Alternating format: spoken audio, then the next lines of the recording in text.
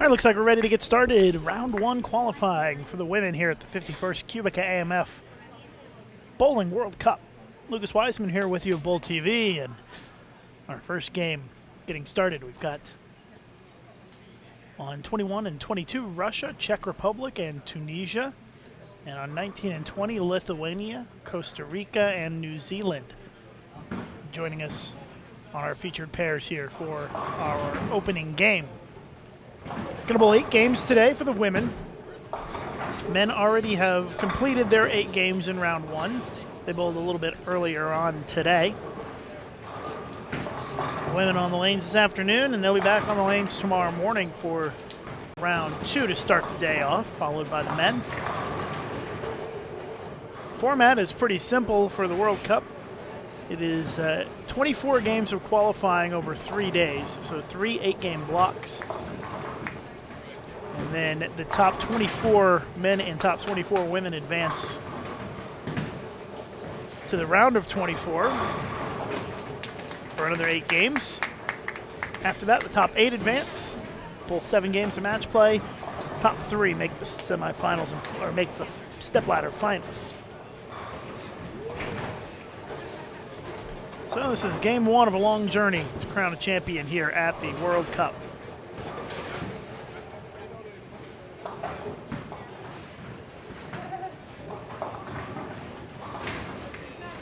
Our defending champion this year is Clara Guerrero of Colombia, and she is in the field. Just one pair over to the left of our featured pairs.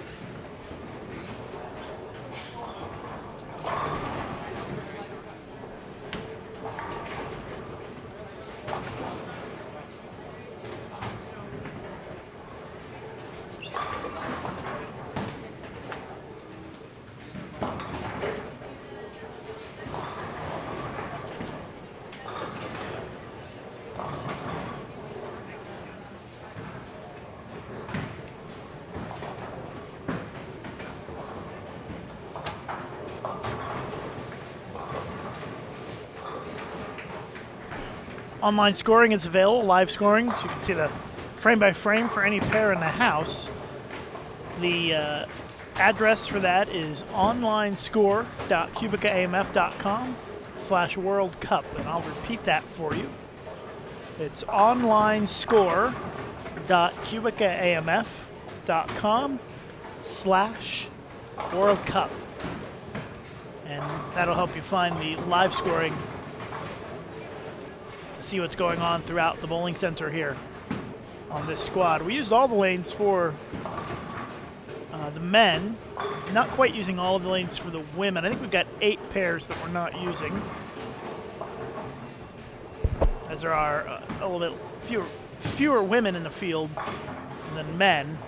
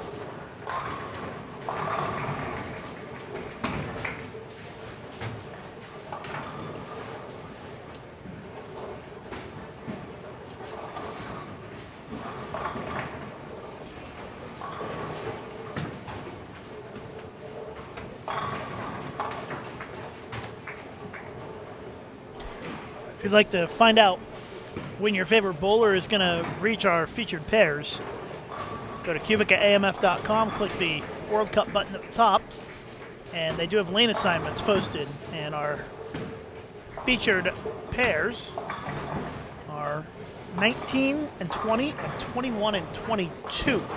So if you see your favorite bowler with that lane number, that means they're going to be on for that game.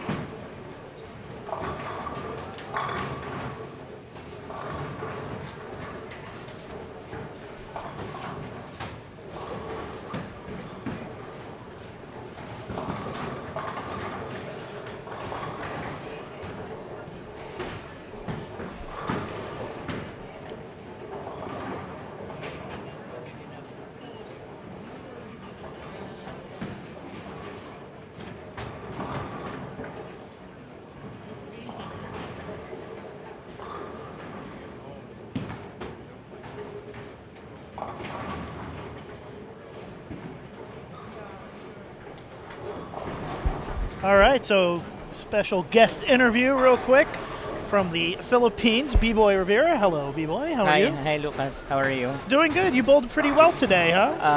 Yeah, I would say so, except the last game. Yeah. Oh, what happened the last game? I think I needed, if I move right a bit, the ball takes off right away from the head. But if I move left, I don't get any reaction from that area.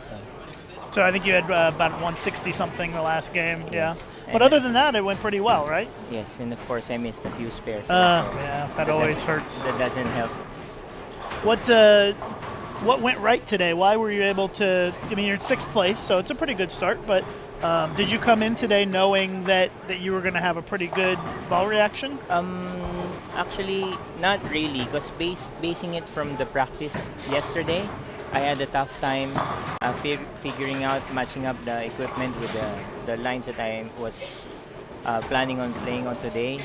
I just found it a bit different today. Maybe it's because most of the bowlers figured out what they're going to do, so they're not as scattered as much like yesterday. You've been bowling for the Philippines for quite a while, haven't you? I remember, gosh, when was it? When you, at the World Championships in Korea, didn't you win the Masters in 2006? Yes. I think so, right? That was my second World Championships. The first one was in Malaysia, 2003. And it was a good experience. I learned a lot, and then from there, I tried bowling a lot of tournaments here in the U.S. and some in Europe to gain experience, because the conditions here and in Europe are totally different from Asia. If my memory serves me right, in 2006, didn't you bowl a 300 game in the Masters finals? The last game. Last game was a 300, game. Right? Yeah, yes. so. Did you win some big prize or something? Somebody told me that, and I don't remember. I was supposed to win a grand piano. Oh, that's what it was. Yeah. But it's hard to take a piano on the plane, right? Yeah, so they just decided to give me a little bit of money for that. That's pretty cool, though. Not many people can say that they bowled a 300 to win the World Championships and won a grand piano. So that's kind of a fun story, I'm sure. It's a bit odd, yes. Yeah. World Cup is always a good time. You've bowled the World Cup before, right? This is my 4th time to represent the Philippines. First one was in 2010 in Toulon, France. And then the year after that was in Johannesburg, South Africa. And last year in Poland. Yeah, it's always good to see you, of course. Yeah, good to see you. And tell me about the World Cup. What do you like the most about this tournament? Because it's a little bit different than a lot of other tournaments, right? Yes. I would say it's a friendlier atmosphere, bowling the World Cup every year. And yeah, it's like a reunion of friends you have from different countries. And I would say the pressure is less bowling here. But of course, it's always good to win this one. So yeah. I enjoy coming every year. It's more of a kind of a fun tournament, but it's also very competitive as well. It's very high level of competitors, but also a lot of fun, Yes. which is a little bit different than some tournaments. And do you find that you get to know a lot of people at this tournament, right? Because you don't have a team here. It's just you and Lisa, and that's it. And your supporters, but you don't have a full team of bowlers, so you really get to know some of the other players, and it makes for a good time, I think. Yes, and the schedule is lighter than the other tournaments. Yes. You will have time to relax after the games, so it's good. We're in our first game of the women's first round of qualifying here at the World Cup. Bboy Rivera of the Philippines is joining us. And of course, Bboy is not your real first name. It's a nickname, right? Yeah. And how did you get this nickname? Honestly, I don't know. Just have had it for a very long time, yeah, huh? it's just a name that was given to me by my dad. I don't know how he came up with it. So yeah. Sometimes that happens. You just end up with a nickname, and it just kind of sticks, and that's what people call you. And well, I guess it's a bit lucky name for me, so it's okay. Tell me about bowling in the Philippines. Is it a very big sport, or is it small, or? During the 80s, time of Paeng and Bongku, and the Philippines was more dominant than now. It was one of the popular sports, but during the 90s and till now, it's always been basketball. It's our first primary sport and the most popular sport in the Philippines. Yeah, and of course, probably the most famous of the bowlers from the Philippines would be Pang Nepomuceno, right? Yes, Paeng. And he bowled the World Cup a great deal of times and had some success as well. Yeah, he won the World Cup 4 times in 4 different decades. Wow, So great accomplishment. I think he was considered as one of the youngest to win. And he still is active coaching and doing things, and he's a very nice guy. Yes, a very nice guy. He's a gold level coach, and he's been doing the coaching certifications in Asia and in some in the Middle East also. So you have a very good tradition of bowling well for the Philippines in this tournament, with all the success that Pang had, and I'm sure you would like to follow in his footsteps and pick up a win at one of these tournaments, right? Yes, that's the goal. It's always tough, though. It's a lot of good competitors, even though each country can only send one. Like they always say, all of these bowlers are their champions from their country, so it makes for a very tough field. Yeah, and there are a lot of good young bowlers this year. Just like the Jaris Go from Singapore, leading the first 8 games. I think he's about 19. Yeah, I think he's 20. Yeah, he's 20, very young, but yeah. And also the guy from Malaysia is about 17 or 18. And then Cameron Doyle from the U.S. is Yes. 17, so there's a lot of making us feel kind of old, huh? Yeah, I know what you're talking about. But still, it's nice to see the young players coming up and doing so well. Seems like they mature in the game so fast. They do. Good physical game and good mental game. So are there a lot of bowling centers in the Philippines? Tell me about the bowling center that you bowl at mostly. How many lanes does it have? The most we have is 44 lanes. Okay. That's also an AMF center. And sad to say, there are several bowling centers that closed down. So Yeah. business is not picking up. We probably have around seven bowling centers all around the Philippines that caters to mostly leagues and open bowling. It seems kind of like a small amount because there's a lot of people who live in the Philippines, right? It's a pretty big country in terms of population Yes. for its size, because it's not a very large area in terms of land mass, but there's a lot of people who live there, I think. We're about 100 million Yeah. population. That's pretty large. And just in Manila alone, maybe about 20. Wow. And you live in Manila? Yes, I live in Manila, and very congested. Right. Very And, busy. Very busy. Yeah. Traffic everywhere. So, yeah. Sounds like a lot of the other Asian cities where it's a lot of people, a lot of congestion, a lot of very busy stuff going on. But also, I've never been to Manila, but it's on my list of places that I want to visit. But You should come. yeah, and I hear they have some very nice beaches in the Philippines where you can go Yes. swimming and snorkeling and scuba diving and all kinds of stuff. We are popular for the beaches, the white sand beaches, and the clear waters, clear blue waters. I'm sure you will like it there. That sounds pretty nice because I like the beach, so that sounds perfect for me. So you bowled today, and you bowled pretty well, 6th place. We're talking to Bboy, by the way, Bboy Rivera of the Philippines. And so, did you learn some things today that you're going to put into place for tomorrow, you think, on the lanes, or just kind of the same plan for tomorrow? I'm sticking with my plan today, but of course I'm keeping my options open because they play different every day. But maybe just a minor adjustments, just in case it changes. I'll try to work on my sparing more tomorrow. So Yeah, did you feel like you missed too many spares today? yeah, I think I missed too many spares today. Let's see, I'm going to call up your scores here. Yeah, pretty solid day. 215, 266, 194, 215, 204, 256, 246, and then the 168 was a Yeah. little disappointing. But overall, I would say a pretty good start to the tournament. Anytime you can average over 220, it's not so bad. I see on the website it says you're a businessman. What do you do for a living? Me and my brother, we partnered and we do build and sell. We find vacant lots, Okay. and then we build houses in it and sell it.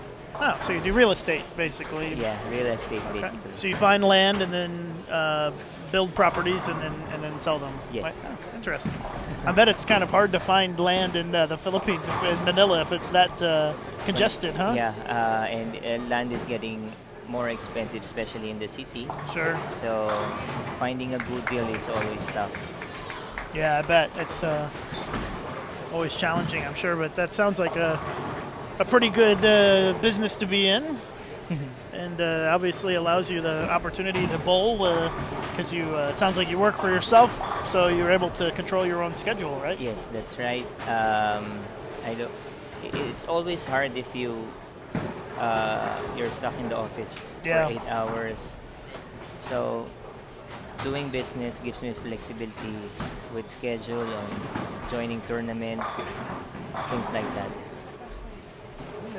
And your country mate on the women's side, Lisa Del Rosario, she's been bowling for a number of years and very seasoned veteran player, I would say. Always plays pretty well, having a little bit of a rough frame right now at the Big Four, but she's off to a pretty good start today. Yeah, we started about the same time Yeah. in bowling, and we've been bowling for maybe 23, 24 years now.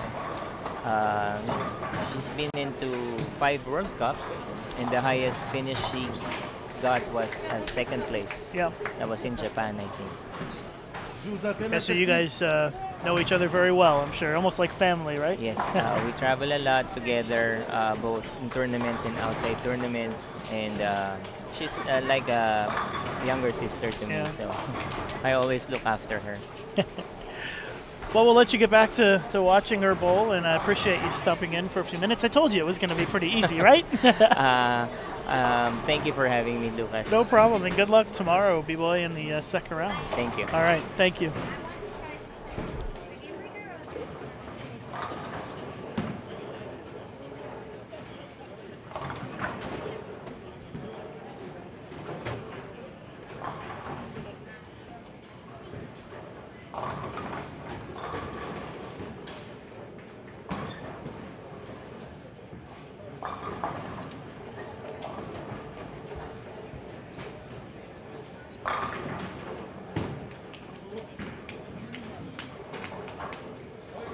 So my thanks again to Bboy Rivera of the Philippines. Some interesting insight into the life of a bowler from the Philippines there. Bboy with a great day today, sitting in 6th place in the men's standings. And you can find the results at QubicaAMF.com. Click the World Cup button at the top of that page. Our leader on the men's side is Jairus Goh of Singapore, 231.88 average.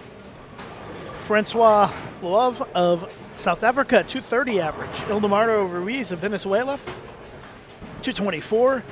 Cameron Doyle of the United States at 223 average, and Paul Stott of Ireland at 221 for 8 games earlier today. As we wrap up our opening game here on the women's side, 192 for Katarina of the Czech Republic.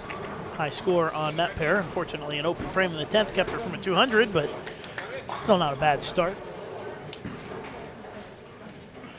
As we wind down our opening game here.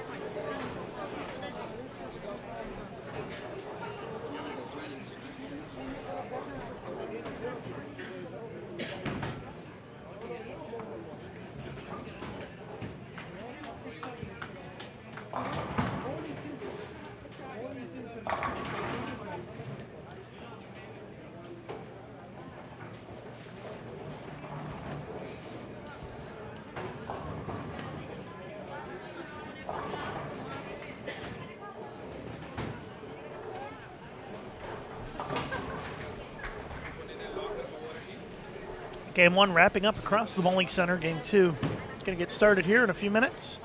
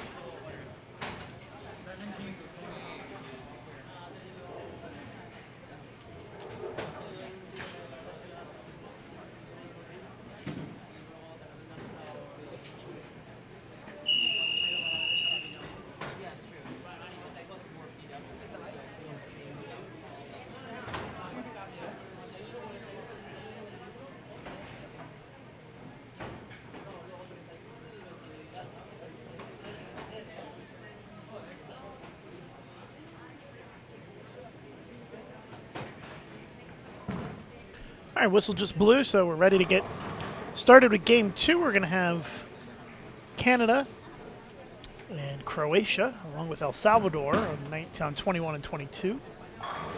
And on 19 and 20, Aruba, Poland, and Catalonia.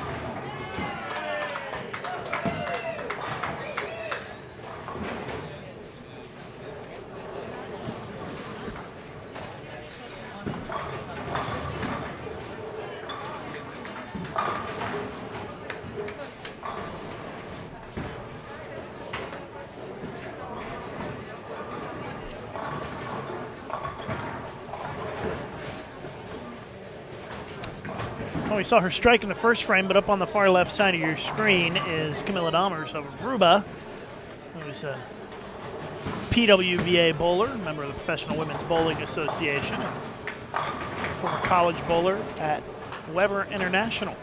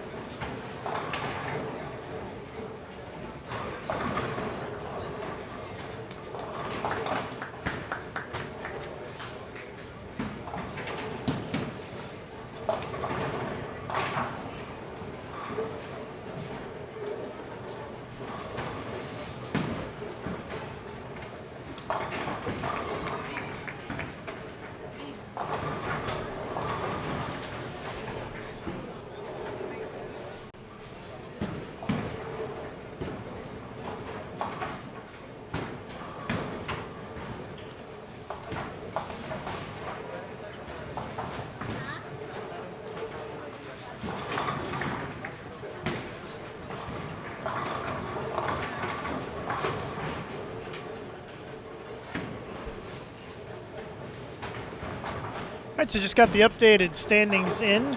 Misaki Mukutani of Japan, 269.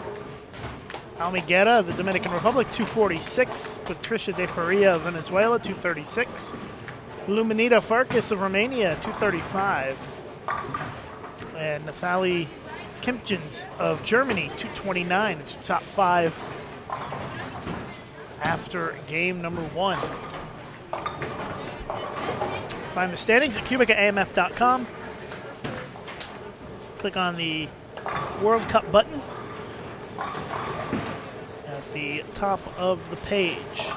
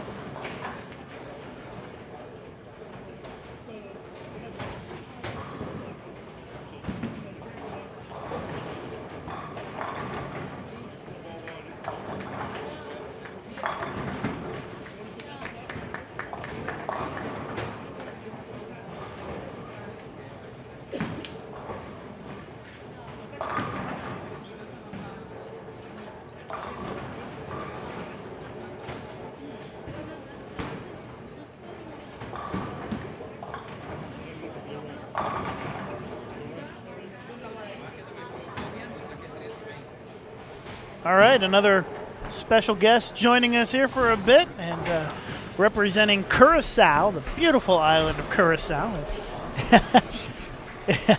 Oh, 6 island. Oh, No, all 6 lanes of us. all 6 lanes. Yeah, it's a very small bowling community. Al Lawrence, how are you, Al? Oh, pretty good, Luke. Thanks for having me. No problem. And you're representing Curacao, and so tell me how you got to that point, because I think you're originally from the United States. Yeah, right? I grew up in Chicago, one of the old hotbeds. I'm up in the years. I'm going to turn into a senior as of next year. Nice. And I moved down to Curacao. We opened up a business down there and doing real well. And I've been out there for almost 15 years now. And actually, I was retired from the game for the longest time. When I moved to the islands from my last stop in the States, it was Las Vegas. And Samstown, as a matter of fact, was the last league I bowled in. Oh, really?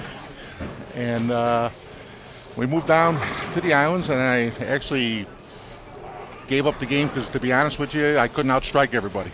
Yeah. And the scores had gotten, ridiculously high in the Tournament Millennium and all that stuff. So I had a little heart condition about 5 years ago. My cardiologist said, "What'd you used to do?" Well, I used to ice skate and play hockey when I was a kid. Can't do that in Curacao. No, can't do that in Curacao. Absolutely not. We don't have an arena, or ice for that matter. But he said, "What else do you do?" He goes, "Well, most people just for fitness just walk." And unfortunately, my schedule wouldn't permit that. So he says, "What else do you do?" I said, "I bowl." He goes, "Go back bowling." Ah. And here I am. So lucky enough to actually came in second in my qualifying tournament, but our president wasn't able to make the trip. So on short notice, here I am. So I mean, this is awesome. To be back on the world stage. This is actually, I've been bowling for 45 years, and this is one of the highlights of my career for sure. Well, that's pretty awesome. Are you? Do you have citizenship in Curacao? Or you just live there? Yeah, as a matter of fact, I just became a permanent resident. Oh, nice. It's not dual citizenship per se, with 2 passports and everything. Sure. I still hold my American passport. Oh, you do? Okay. But everything, I'm treated just like anyone else on the island. Yeah, Curacao is a great island. Went there with my wife on vacation earlier this year, along with Aruba, and crystal clear waters, beautiful snorkeling. If you love scuba diving, yeah. this is the place to come to. That's for sure. Yeah, it's a wonderful, wonderful little country, and it's kind of small, just down there in the north of Venezuela, and just kind of hanging out down there with Aruba and Bonaire. And Aruba, we've got as you can see, we've got Camilla right out in front of us here. Exactly. She's an absolute awesome town. I've met her way back when she was still bowling in the juniors down at the Tournament Americas in Florida. And as a matter of fact, I saw Glenn and Paulette Watson. They were here. They just checked in last night. We were at the opening ceremonies last night. And they tapped me on the shoulder. Of all the people, of all the people you think you wouldn't see, it would be them here out in Vegas. Yeah, that's pretty cool. And the bowling you said didn't go quite as well as you had hoped it would go today. No, we struggled. We were in and out with the surfaces. I got spooked yesterday in the practice session, thinking that you're going to be able to go right a little bit, and obviously no. Actually, it was more out of bounds there than I actually thought there was, and I had actually shined one up probably too much, and when I hit the out of bounds, I was way away, and when I threw the ball well, unfortunately, I left a couple or a lot of stone sevens and a couple 9 pins from the inside, which is which an old guy like me aren't used to doing that. Well, you said there aren't that many lanes in Curacao, just a handful. So did you bowl in a league there? Yeah, we have 2 league nights, Monday and Tuesday nights. We're only 6 lanes. I mean, we were off for 8 months, unfortunately. We lost our center November of 2014, and we were off until the end of July. Yeah, it was a privately held property, and the building was sold, and we were out of the game for the longest time. And so they've just opened up some other lanes, or did they just reopen the old ones? No, we opened up a small little center inside the shopping mall here called Sambil, which is a Venezuelan-owned property, and we opened up a 6-lane house. And we're going to, like I said, we've been going from the end of July. We went to the Tournament of Americas with about a week's practice. Flashes of brilliance from all of us that went. and starting to get our games back together. We're going to be competitive before too long. Don't you worry about that. Well, I know Gilbert Schneiders used to do a lot of tournament directing Right, for GB. PABCon. Absolutely, and GB's still involved, and he's still bowling in the ripe old age of 73. Yeah. And he's a class act, and he's a former president now of our association, and he's still really, really, really involved actively trying to get the game going again. So what kind of business are you in Curacao? Well, to be honest with you, I'm in computerized horse racing. Oh, exciting. What we do is just similar to what they do upstairs at the sports book. Okay. Only we do it with international customers, but still for the North American horse racing. Nice. So it's betting on the horses in other parks, or all through North. My guys are from all over the world, and my clients are actually betting with computer models. Oh, okay. The computer actually makes the bets for them, and the computers are actually able to generate 1,000 bets a minute. Wow. Where if you were standing in line here at the sportsbook, sure, having a teller punch it away, there's no way you can get down for that kind of action. Sounds like a high risk, high reward kind of thing. Well, once again, the computer model does everything for us. It's a lot of the guys that deal with us don't even know what a horse looks like. To be honest, they're just trying to make some money. No, right? it's actually absolutely a business proposition for them, and they do well at it, and we do well at it. And Curacao was, at the time when we opened up in 2004, was a hotbed for the communications industry. Okay, we had great communications, great broadband width and everything. The rest of the countries have caught up now, but we still do well there in Curacao. And they used to be a hotbed for all the sports books. The offline sports books. With Costa Rica, Curacao, and Panama, they had a few sports books, but a lot of guys settled in Costa Rica after they left us. Well, I'm not sure why anybody would want to leave Curacao. It's pretty nice. That's true. It's a great, once again, it's a great island, and I love it there, and the people I'm sure are you real love friendly. It. You've been there for a while. Yeah. So. Well, once again, I hope you enjoyed yourself when you were there, and now that you know we're down there, you don't ever hesitate to come back and come and visit. We'll take you to the places that the tour guides didn't do. Yeah, you there are certain places when you travel on vacation that you say, I don't really need to go back there. And there are certain places you say, I'm coming back to this place. And Curacao is one of those ones that we hope so. We try to promote it every day. Obviously, Aruba did the right thing, so we're a little bit behind the times. We were more a Dutch flavored island.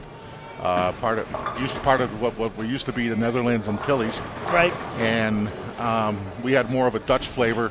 When Aruba finally broke away and went independent, you see how they exploded, and they're more Americanized than anything else now. Had a girl, Camilla. They're very different islands. We went to both on our trip, and Aruba more touristy than anything, and Curacao, you didn't get that vibe. It felt more local and laid back, and you're more absolutely authentic. You're absolutely right about that, Luke. And the biggest thing is, all the hotel chains, when they got on the Aruba bandwagon, they all came. Yeah. And you go, the one strip that I'm talking about there in Aruba. Yep. I mean, you could have every hotel chain known to every popular hotel chain, with a couple having two properties. So sure. We're not that far there yet. We're trying to get there. We're trying to attract more American dollars into the system down in Curacao, and hopefully we'll do well. Every place is struggling now in the world today. The tourist dollar is only X amount what you could do. And there's a lot of people that don't want to travel anymore, and people, to be frankly honest, people don't have the money to travel anymore. Sure, yeah. That can be expensive. Yeah, and to get around. And you try to get away, and hopefully you come down and see us. It's 85. I always say when I come back to visit my family in the States that it's 87, and then winter kicks in and it's 85. Yeah, that's right. And the water's always warm and inviting. Water's always warm and inviting, and no sharks. Yeah, I didn't see any when I was there. Lots of fish, but no sharks. No sharks, thank God for that. I mean, I ever went in the water, I'd be a 7-course meal for a shark, but the whole family, thank you. That makes two of us. Once again, when I popped over yesterday to say hello, I want to thank you and everybody involved with Bowl.com for streaming us on live. I don't know how many people you've talked to or have come up to you and say, hey, we watch this stuff, and being an old over the hill guy like I am, I love watching the young guys play, and I love watching, like when you guys were at the ABC. Yeah. Some of the guys I used to bowl with were bowling the ABC Armstrong Printing, okay, from Chicago. Dave and his bunch. Those are the guys we used to travel with. Well, we appreciate you watching. We have a very international audience on Bowl TV. We've got a lot of people from around the world who like to tune in and watch. And for a lot of people who live in other countries, they don't get bowling on TV. They don't have the PBA, on Sundays.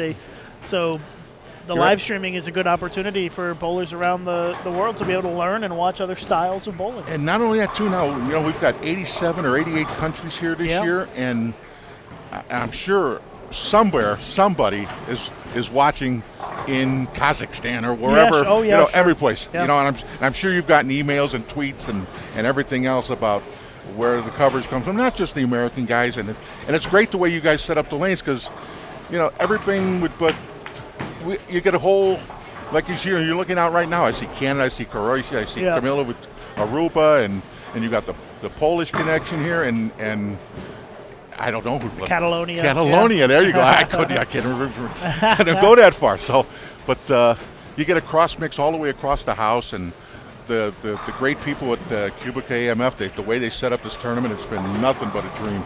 Nothing but a dream. I mean, every base is covered. Anna Marie and Dom and everybody involved, Cliff with the ladies' side, has done an absolute tremendous job setting this up, and that can't be easy, dealing with 87 different languages and everything else. Yeah, Anne Marie does a great job organizing everything and making sure everybody gets here, and we have a lot of countries represented. And then when Anne Marie gets on site, she lets Cliff and Bernard take over and run the tournament, and it works out well. They have a good system, and it's really a great tournament, a great friendly environment, and I'm sure you'll make a lot of new friends while you're here. I already have, and I spoke with the gentleman from Ethiopia. I didn't even know they had bowling in Ethiopia. Yeah.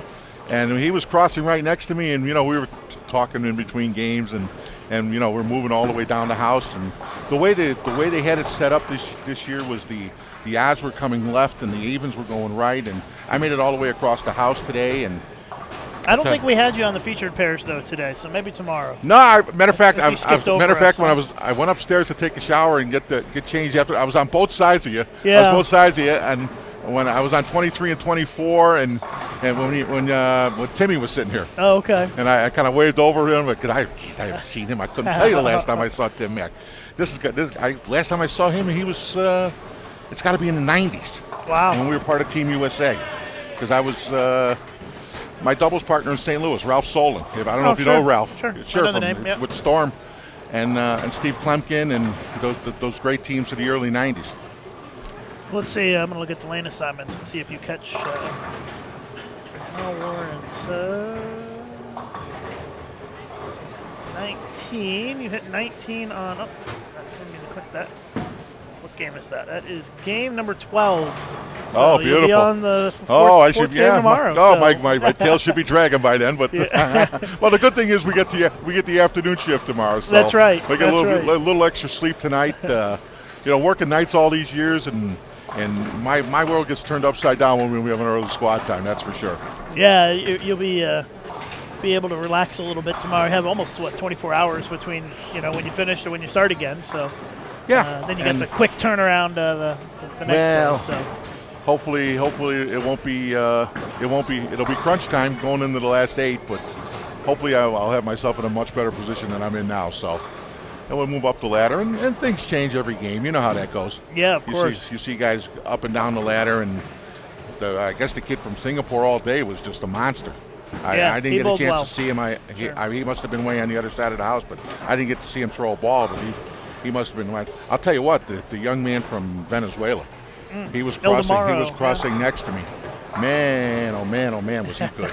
He's a great bowler. He's bowled a lot of professional tournaments, PBA tours. We were down towards the end of the house in game 5 or 6 it was, and he started with the first 9 and hung a two pin on his 10th ball, or I'm sorry, hung a 2 pin on his 11th ball. He caught the first one in the 10th, and 289, Ooh, boy, these kids can rev it up. Look, these kids can rev it up. Oh my God! You know, these ball manufacturers, they could actually cut back, and still these kids would punish the lanes. Yeah, some of them don't even need the super aggressive bowling equipment. No, absolutely not. Yeah, it's inspiring to see so much young, great talent from around the world. Well, you know, it's nice to know that the game's going to go on long after guys like me, the dinosaurs, are gone. But, you know, we try to hang in there and have fun with them, you know, and try to keep them encouraged more than anything else, which is what we try to do with the kids down by us. You know, we have a handful of kids that are going to be up and coming pretty soon, so we get there. Yeah, I've seen a few of the youngsters out of Curacao that throw it pretty good. And yeah, I mean, we try to help them out along the way, and Yeah. and we don't mess around. We put them right in the leagues with us. I mean, Awesome. you get your baptism by fire, you know, with us. You know, you want to come and play with the big boy. You want to be a big boy? Come play with the big boys. You know, there are no kids leagues. They're Yeah, you know, no youth, we've no got youth we've got a program. couple 13, 14-year-old kids bowling with us in the men's leagues and the ladies leagues. So come and get it. That's what we want them to do, you know. And the biggest thing is we get them not to get discouraged. You know, they'll have a bad game and they'll shoot like 120 or 130 and they'll say, you know, they'll put their head down. No. Grab them by the chin. Let's go. Come on. You can't change what you already did. So move on and let's just move forward. Seems like bowling would be a great opportunity in Curacao to do an activity. I mean, you're on an island, the number of things you can do is kind of limited in terms of recreational activities, and so it seems like bowling would be a good one to pick up and try to grow some of the youngsters and get them into the sport, and you never know. That's true, and you know the bad thing is about, you know, is that the tough part is getting equipment down there. Sure, yeah, it gets, you know, getting stuff drilled. It gets right? expensive to you know, you're paying tax duty and everything else to go with it, and stuff to move, and yeah, bowling balls. My counterpart's going to be on our Paris next game. Yeah, bowling balls are expensive as it is, but when you talk about getting bowling balls in other countries, you start paying taxes and duties, and it gets and you know, a little pricey. and then all you need is not get the fit you want and stuff like that, and so we try to like again, we try to help everybody out, and I'm guessing with a 6-lane center, you probably don't have a pro shop, right? Or do you have something small? Well, the guy that runs the center was the former owner of the old house, so, and he's actually a driller, so. Oh, he's got a drill press and everything. Yeah, he's okay, yeah, and we get everything done. You know, he's not the greatest driller in the world. I still won't let him drill one of my balls, unfortunately. But, so do you have somebody in the States drill it and send it back to you? Yeah. No, actually, when I come, I usually bring an empty bag. Gotcha. If I need any new stuff, or if I need something to get done or something tweaked, you probably know Jim Williams from Reaction Pro Shop in Oak Forest, Illinois. He's another part of the Armstrong crowd. You know, we all grew up together, and Jim went the Pro Shop way. He's been drilling balls for the better part of 45 years now. So, and Jim and I are best friends. We always stop in and see him when I come to town. So get back and see Mom and my family. And let me see, my girl, my counterpart's going to make this sure. Hi, Vanessa. How you doing, kiddo? Any good? Yeah, she's doing pretty good. I saw her. She bowled pretty good. The first Hopefully game. better than me. So we're getting ready to start game 3 here in just a minute. They wait for everybody to finish, so it'll be a few minutes before we start the next game. Hey, we're talking about you over here, Glady. So we'll have a new crop of bowlers coming in, the 19 to 22 for this next game. Just a couple of minutes. I think they're still finishing the 10th frame, a few pairs over.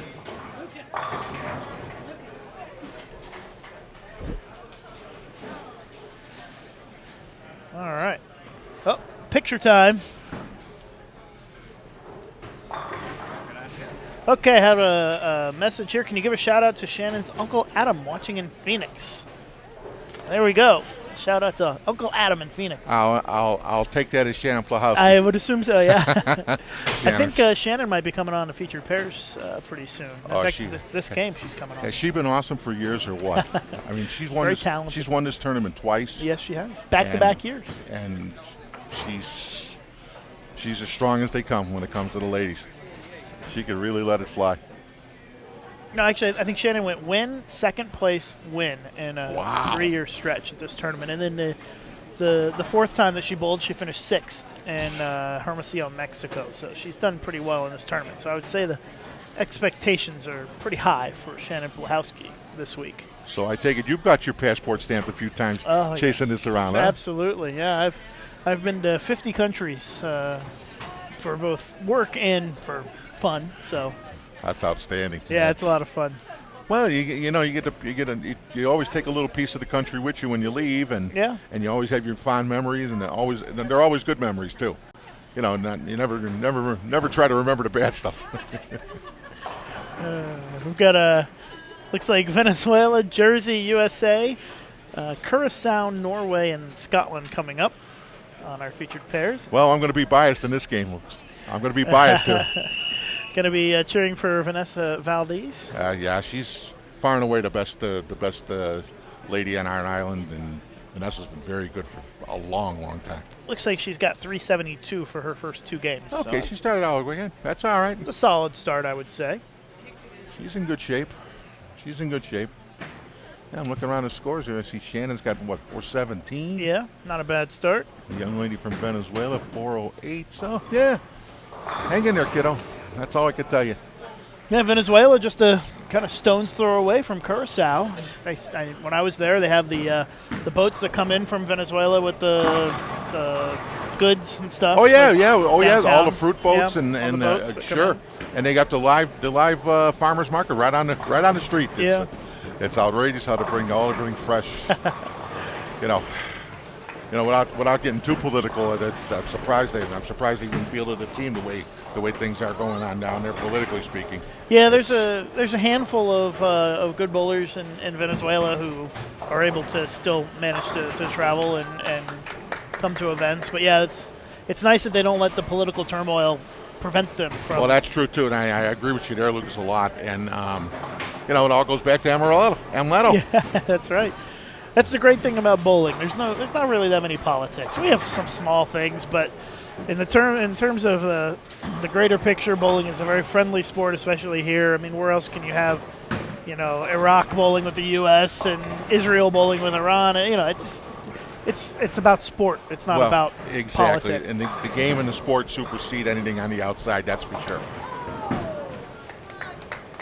That is absolutely for sure. We'll get you the updated standings as soon as they come in here in just a minute. We're usually pretty quick about getting those updated. Now, when we close up shop here on Thursday, where are you off to, sir?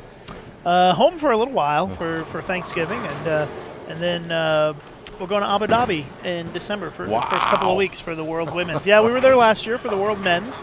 It's a great place, great country, and UAE is a great country, and Abu Dhabi is a great city, and great bowling center. Really, just spectacular bowling center.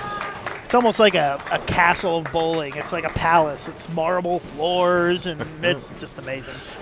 Something that I'm not used to growing up in the the old rubber plastic routine. Well, Shannon with a split to start things off. And your girl, Vanessa, with a split as well, big 4. Yeah. Biggest thing for her now is just she sometimes gets a little hyper and tries to over whack the shot with her speed. I'm trying to tell her just lay back and relax, let it come to you. Tough to keep those emotions in rein. Well, it looks like the standings are updated, and Stephanie Martins from Brazil at 491 is your leader. Masaki Mukutani of Japan at 484. Almi Getta of the Dominican Republic at 452. Siti Safaya of Malaysia at 439. And Isabel Hulton of Sweden at 437 are your top 5. Now, Almi got off to a great start too, huh? Yeah, Almi shot 240 her first game and then 2-0 her second game. She's strong. She'll be real good this week, I think. She's very good, and is she a riot off the lanes or what? She's great. She's a real piece of work, a little firecracker. Yeah, we had her on live streaming earlier today. She loves to come on the live stream. She's one of the biggest Bull TV fans out there, and she's always great to talk to and has just a great personality. Oh yeah, she's a firecracker for sure.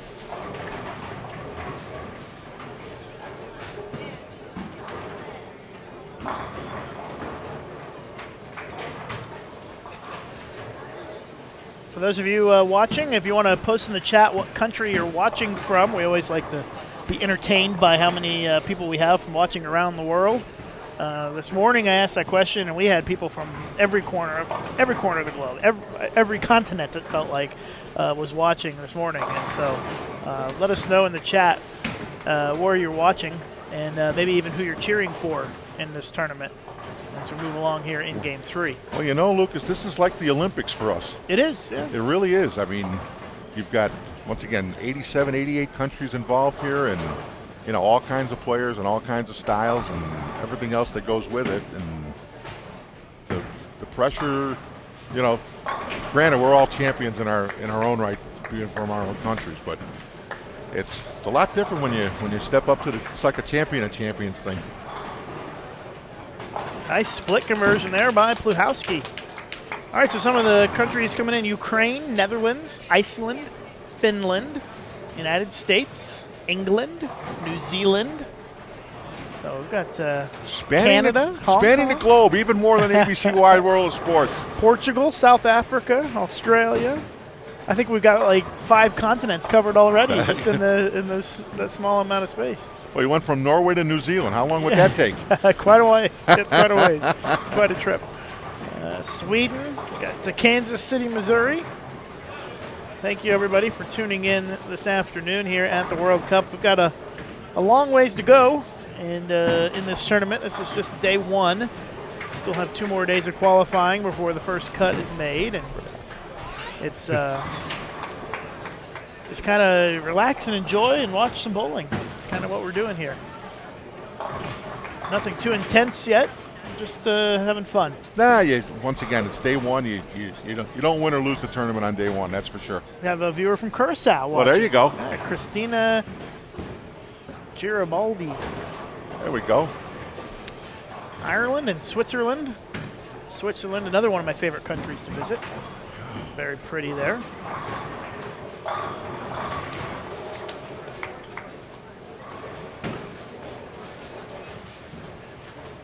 You can find all the information on the tournament at QubicaAMF.com. You click on the Bowling World Cup button at the top of that page.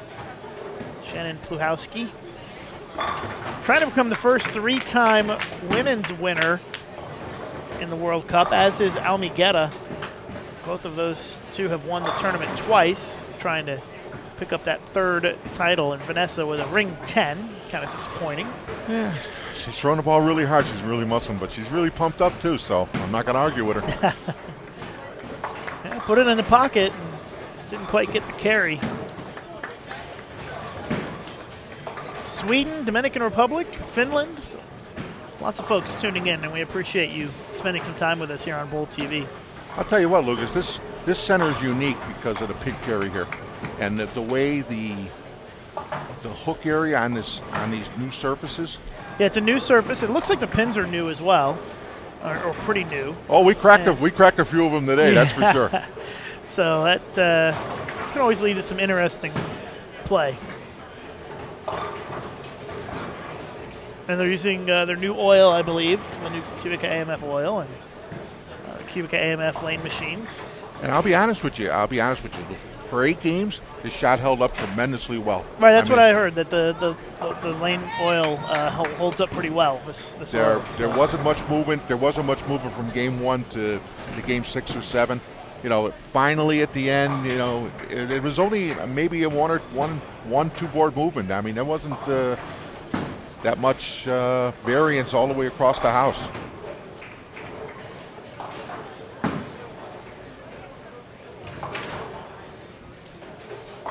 I was very surprised that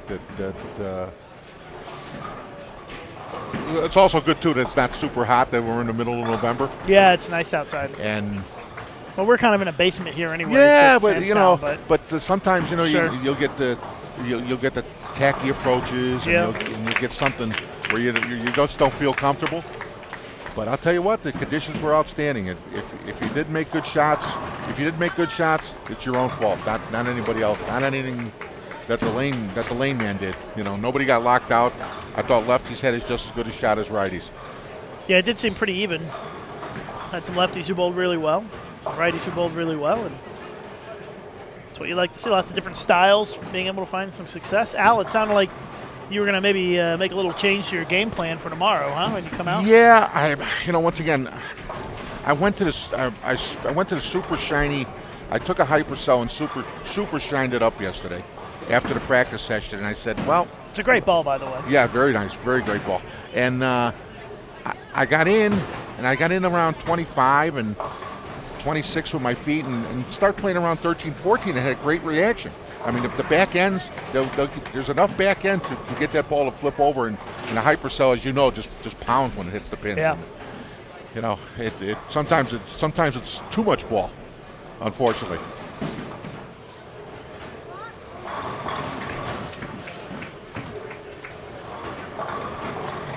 We'll have 5 more games to go after this game ends.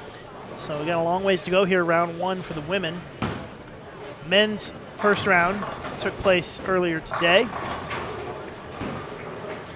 Give you an idea of what the standings look like on the men's side. We had Jarvis Go of Singapore at 231.88 average for 8 games. Francois Love of South Africa, 230.75. Ildemaro Ruiz of Venezuela, 224.75. Cameron Doyle of the United States at 223 average, and Paul Stott Jr. of Ireland at 221 average. So some pretty good scores at the top of the leaderboard today for the men. In 24th place, 202.5 average after the first 8 games. And again, the first cut is after 24 games, so a long ways to go.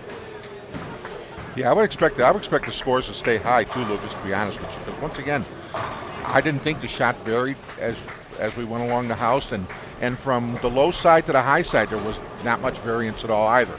And I thought it was a fair condition. It's just the guys that really cranked it up. They could knock them down. Man, can they knock them down? I mean, I was watching. I had Cameron Doyle next to me on one pair that we were on, and this kid for 17, where he gets that ball to come from, is outrageous. Outrageous. Got a lot of revolutions and power on his ball. He's got more revs in one ball than I usually have in a game. Same here. He's a very talented young player, and I think he said he was going to stop by and he's a good kid. That's a nice thing. He's a good kid. He'll always stop and say hello. How are you doing? How's it going? How's everything with you? And he'll ask how you're doing all the time, not so much how he's doing.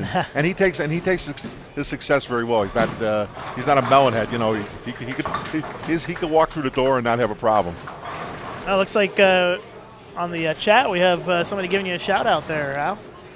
Arturo Jose Lawrence. That's my teammate on Monday. Hello, Arturo. How you doing, buddy? Hold up the team tomorrow night. We need you. We've got Al from the Curacao on the live stream for this game, watching his teammate, Vanessa Valdez of Curacao. Just try to get a double up there in this next frame. Yeah, she got a break in the last one. She got a backdoor trip strike, so let's put a head on and make up for that open. Powerful shot there for Norway.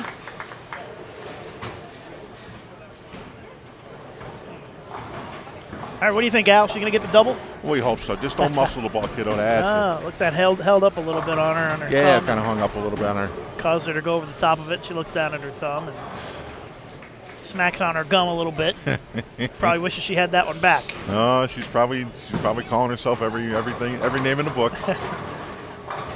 You know how bowlers are, Lucas. We're our own worst enemies sometimes. That's true. How many words are spoken from foul line back to the ball return is, and most of them are unmentionable, unfortunately. That's right. Yeah, I can't say I'm on live stream or on TV. And misses the spare. I mean, the first smash 7 I left today, I said, oh, here we go. I wanted to shout out something, but Shannon Pluhowski trying to get something going this game. Had a couple of splits to start. Double 9 spare strike, trying to put another double on the board here in the 7th frame.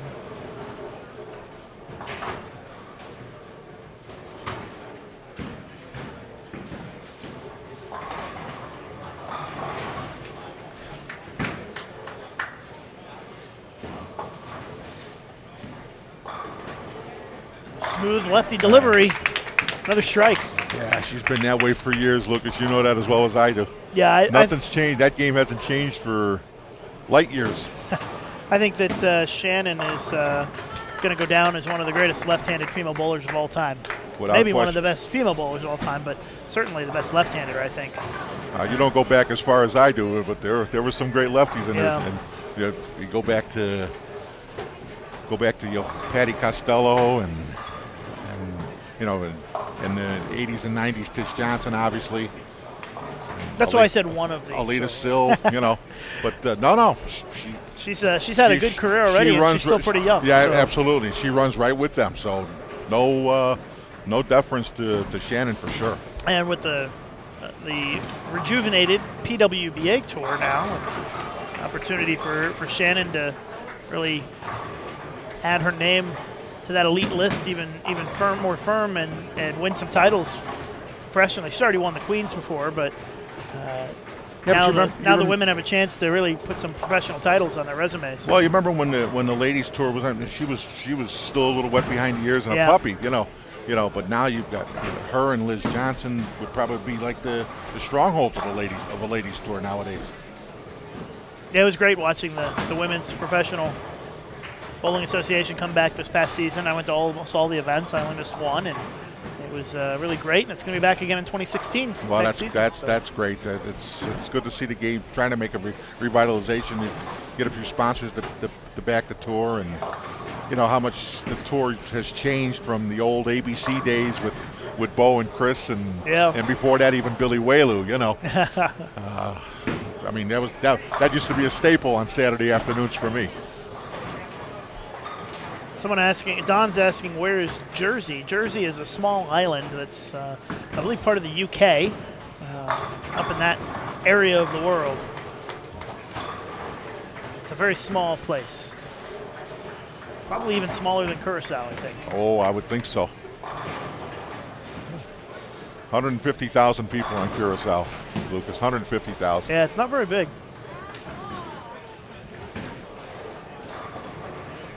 Shannon Pluhowski makes her 7-pin. As soon as she let the first one go, she knew it was going to 7-pin, and covers up the spare. Still can go 226 this game if she finds a way to strike out. Well, you've known Shannon for, God, since she was a baby, right, on bowling these amateur tournaments. I mean, you see how much she's grown up and developed over the years. Yep. And nothing bothers her anymore. Nothing faces her. She'll get off the mat. She'll pop a 160 game, and all of a sudden she'll just turn around and the next 3 games is 760. Certainly seems like Pluhowski is always in the mix, no matter what the conditions are like.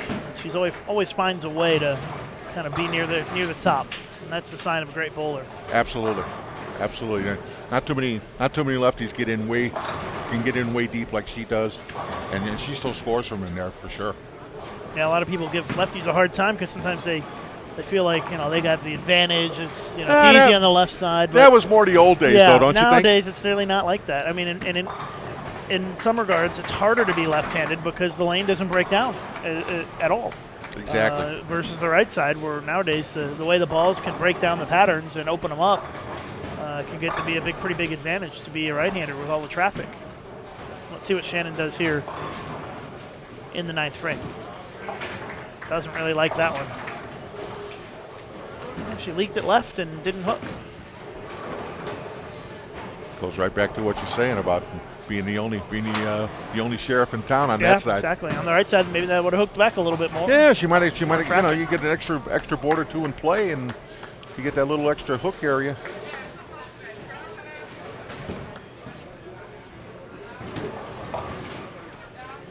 Oh, you mentioned when you had Timmy on. There's a guy who just loves this game. Oh yes, for sure. And he's been all over the world. I was going to say he's won tournaments in almost every continent, I think. He's had to be maybe 50, 60, 70 countries, like pretty much like yourself. Yeah, covering easily, bowling yeah. And being like an ambassador for bowling, and what a great guy Timmy is. I've liked him for years. Very personable. There's another guy. That's pretty much the bowling community. Sure. We know you're a bowler and we know you're interested. there's no reason we don't want to pass along what we know or where we've been. You know, All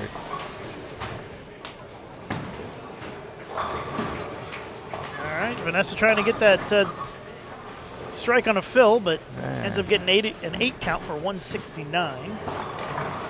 not her best effort, but she'll bounce back.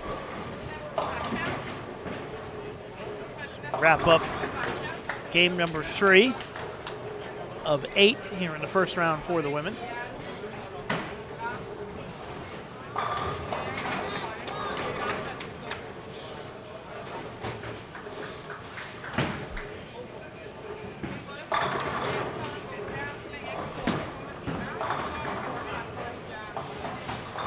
Yeah, once again, I mentioned I'm from Chicago originally, home of our favorite tournament, the Peterson. Oh, yes, I've bowled that before. That's a great tournament. Oh, a lot of fun. What a challenge. Well, you know, you have to go with the right mindset to play that place. Absolutely, yeah. My mindset is take my spare ball and chuck it up the middle of the lane. Hey, rule number 1 at the Peterson, don't give away the head pin. Yeah, that's right. That's a tough tournament. You never want to shoot them more than one.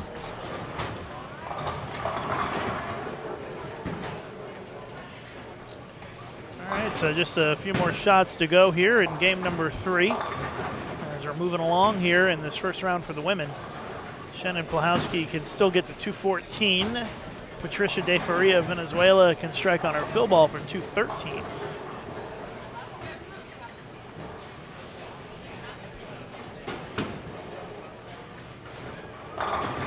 Once again, they've got a great program in Venezuela. I don't know how much you know about that, Lucas, or not, but Arturo Hernandez. Yeah. You know Arturo Sure. for years. I mean, he's been the resident coach or the country's coach for years. What a great man Arturo is too. He's another guy. Just promote the game, promote. Just come out and try it. Come out and do this, and it gets infectious. And that's why they've had some successful players over the Hey, years. Arturo says hello. And here's our 10th frame for Shannon Pluhowski. Trying to get a little extra love on that 6-spin, but doesn't get it, so she'll be at 2L. Well, Al, thanks for sitting in. Oh, my pleasure, Lucas. Appreciate My pleasure. you Thank you for having us.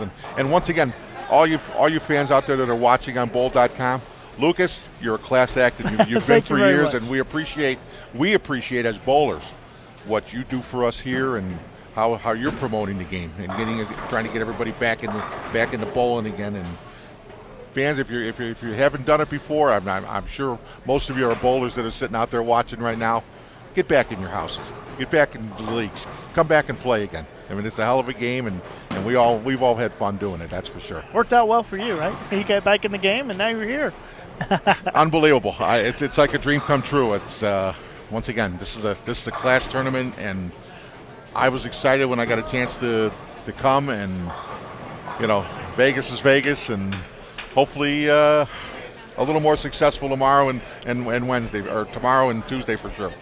Well, Al Lawrence, thank you very much. Representative from Curacao, and feel free to stop back in and let us know how round 2 goes. Well, we'll see you tomorrow, days, so. and if you got a big smile on my face, I know I'm doing well. Thanks, all right, buddy. Al, thanks, and good luck tomorrow. All right, have a great day. And we'll be back in just a couple of minutes with Game 4 here in the women's first round.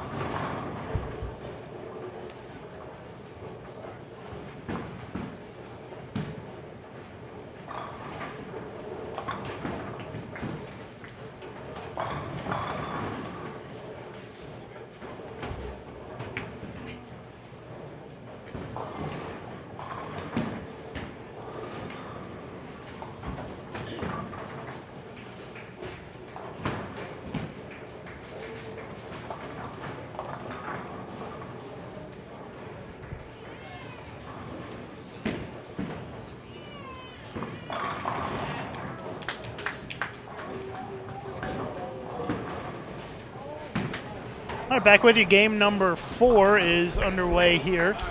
We've got Switzerland and Macau, along with the Virgin Islands on 19 and 20, and 21 and 22. We've got Mongolia, Bermuda, and South Africa.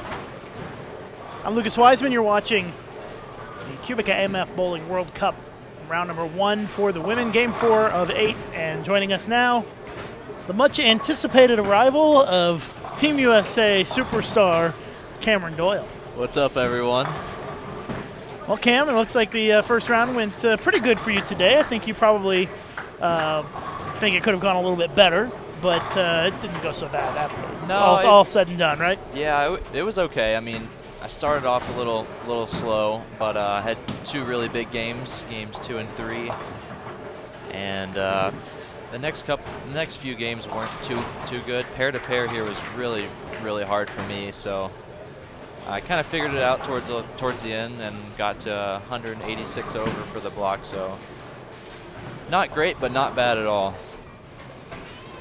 Yeah, you're in 4th place at 1786.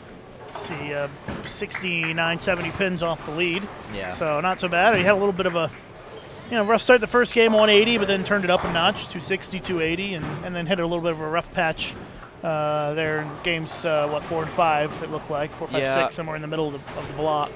I was kind of unsure what ball to throw the first game, and I think I wasn't throwing it great, and the mixture of not throwing it great and not having the right ball doesn't help. Yeah. So I changed balls after game 1 and had 266, 289. So that was big to get me back up in there. I think I was leading after 3, but like I said, I fell off. Yep, you were. Fell off a little bit the next few, but figured it out towards the end. So it's a long format, so plenty of time to make up pins and stay up there towards the top. Yeah, 24 games before the first cut is made, and you've only bowled 8, so only a third of the way there to the first cut, and off to a good start in 4th place. Yeah. Updated standings after 3 games on the women's side. Stephanie Martins of Brazil at 735, so a great start for her. Misaki Mukotani of Japan at 692. Tanya Kuva of Switzerland at 671. Almigeta of the Dominican Republic at 667. And Siti Safaya of Malaysia at 643 is your top 5 after 3 games here for the women. So, Cameron, what's your game plan going in for tomorrow? Pretty similar to today, or try something a little different on the fresh? Try to get a little bit more out of that first game? Yeah, definitely going to try some different balls in practice. I was stubborn and didn't want to change the first game, so... Plus, of course, the nerves are always there for the first few frames or first game of a big tournament. So now I got a feel for the bowling center and what balls to throw and where to throw them. So I think I'll start out with a little more polish, a little weaker ball to get through the front part of the lane tomorrow, and go from there. But I just got to manage the bad shots. The bad shots today were big, nasty splits, and we got to narrow those down to single pins and stuff that's easy to make. Since I know that all you care about is Twitter shout-outs, I just gave you a Twitter shout-out. Perfect. So, you can follow Cameron at Cameron Doyle on Twitter. I didn't pay him to say that. Nope. You coming and gracing us with your presence is all the payment that I need. Help me fill some airtime here in the women's squad. Look at that, your phone's already lighting up. You've got 500 messages, and you've only been on for about 2 minutes.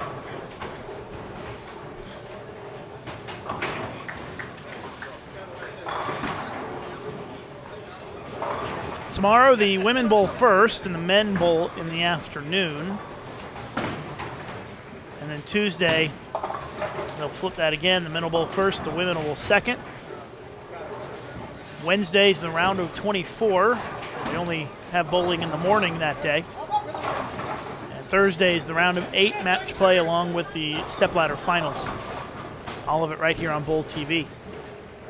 How many viewers we got? How many viewers do we have? Oh, almost 600. We almost had 1,000 this morning when the Really? men were bowling. A pretty good start to the tournament. So you a little nervous out of the gates this morning, making your Team USA debut? Yeah, but it wasn't as bad as I thought it'd be. I just wasn't throwing it that great. I always get anxious and nervous the first game of a tournament, no matter what it is. It's something, I don't know, I've always had it. But I don't know, it's just, you think I'd get tired of it by now, but I think you get used to it or whatever, yeah. It's not the case. Well, it's good to have the butterflies. Yeah. It makes you get prepared. It's not good when you pull 140 with the butterflies. Well, 180 is not terrible, so. But you did throw a strike in your first official shot as a Team USA member, so that's good. I called the action with the. Did you? Yeah, Cameron Doyle with his first shot as a Team USA member, and it's a strike. Very exciting. Yeah, normally that first shot gets no more than 6.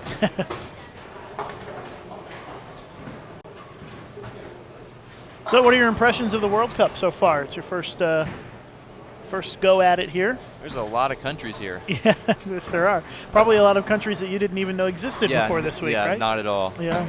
I bowled the World Championships, and there was like 40 countries there, and I thought that was a ton, but there's, what, 88 here? Yeah.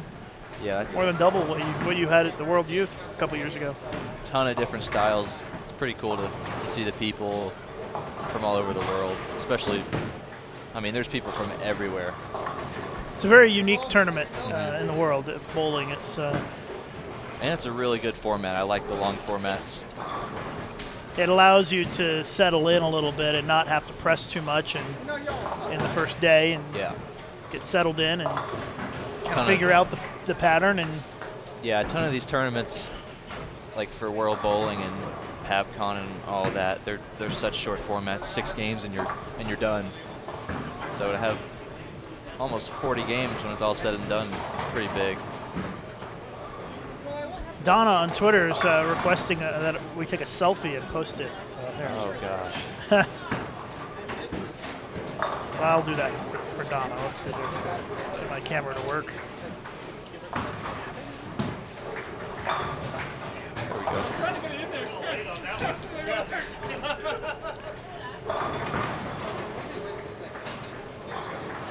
And you can find all the information on the World Cup at QubicaAMF.com. Click the Bowling World Cup button at the top of the page. I gotta give a shout out to Greg Young's dad. He's watching with Sandy Young. Greg's parents have been watching all day. Sandy just texted me. She's told me I have a man voice now, so told her to leave me alone. Actually grew up. But Greg's dad never misses any live stream. If there was a tournament in any country, he would be watching it somehow.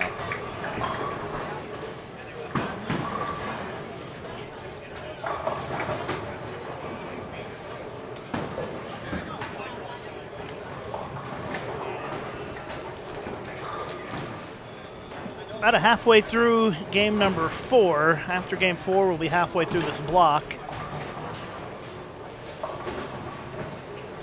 So, Cameron, what were your thoughts on how the pattern played today? I thought they were a bit tighter than practice yesterday, which is typical. There wasn't as much hold in the middle of the lane, and there wasn't as much friction towards the right, so it made it a little bit more difficult. So like ball speed and ball choice was key, but I mean, if you got in the right part of the lane with the right ball, it was pretty easy to string them.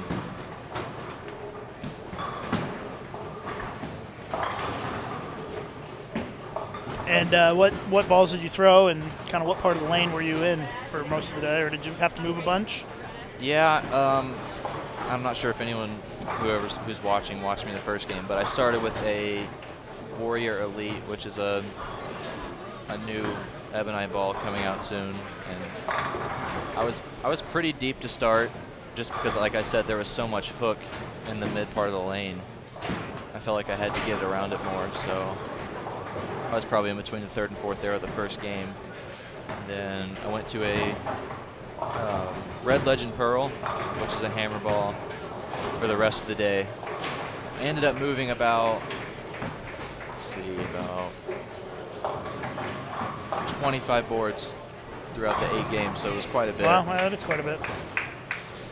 And changing balls occasionally, I would guess. Yeah, I mean, like I said, I mainly stuck with the Red Legend Pearl, but I'd try some stuff on the fill shots. Just there were some pairs it was hard to get the ball through the front part of the lane and still finish down lane. So do you feel like you learned a lot today that's going to help you moving forward? definitely.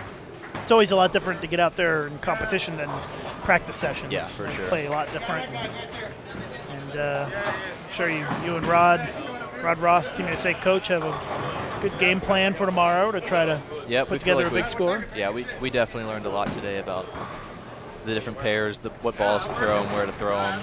So I feel like I got a good idea for tomorrow and the rest of the week. Yeah, I'm guessing you probably feel like you left at least 100 pins out there, maybe more. At least. Sometimes happens, especially in the opening block. But like you said, it's a long format tournament, which allows you to recover from some of those bad games. The bad games don't really hurt you as much as they do in a 6-game quick format, like some of the World Championships have. Well, if you guys have any questions for Cameron, you can post them in the chat or tweet them into us using the hashtag 51BWC.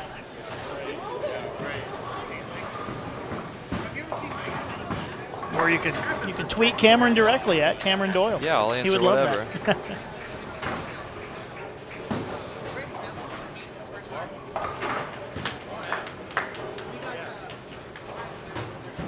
Someone asking when Clara bowls. Clara is bowling right now. All of the women are on the same squad, and all of the men are on the same squad. So Clara's out there. I'm not sure that she's going to catch our live stream pairs today. She started just to our left. I think Shannon's struggling quite a bit this game. Yeah, we just saw Shannon Pluhowski, and she's not. Doesn't look like she's doing too well. Looks like a lot of red circles, so that's not. That's always not good to see. A couple of red circles and not a lot of strikes. Bad combination. I had a lot of red circles today, so I know how it feels.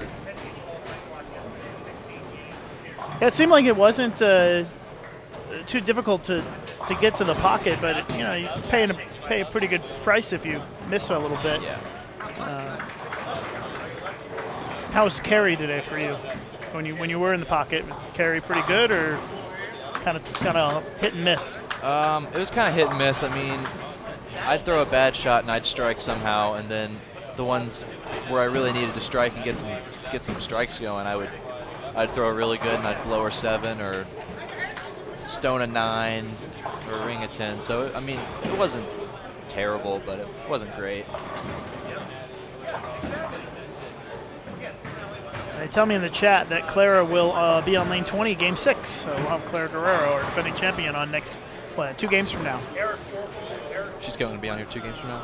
Yep, game number 6. We'll have Clara on. I think she's a big favorite this week.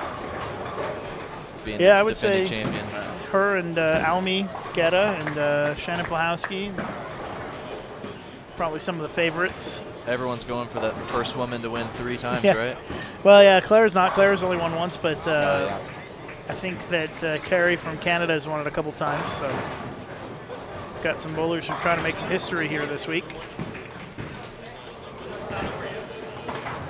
Only on the women's side. There have been men who have won more than 3 titles. Peng Nepomuceno of the Philippines won the tournament 4 times in 4 different decades. Oh, wow.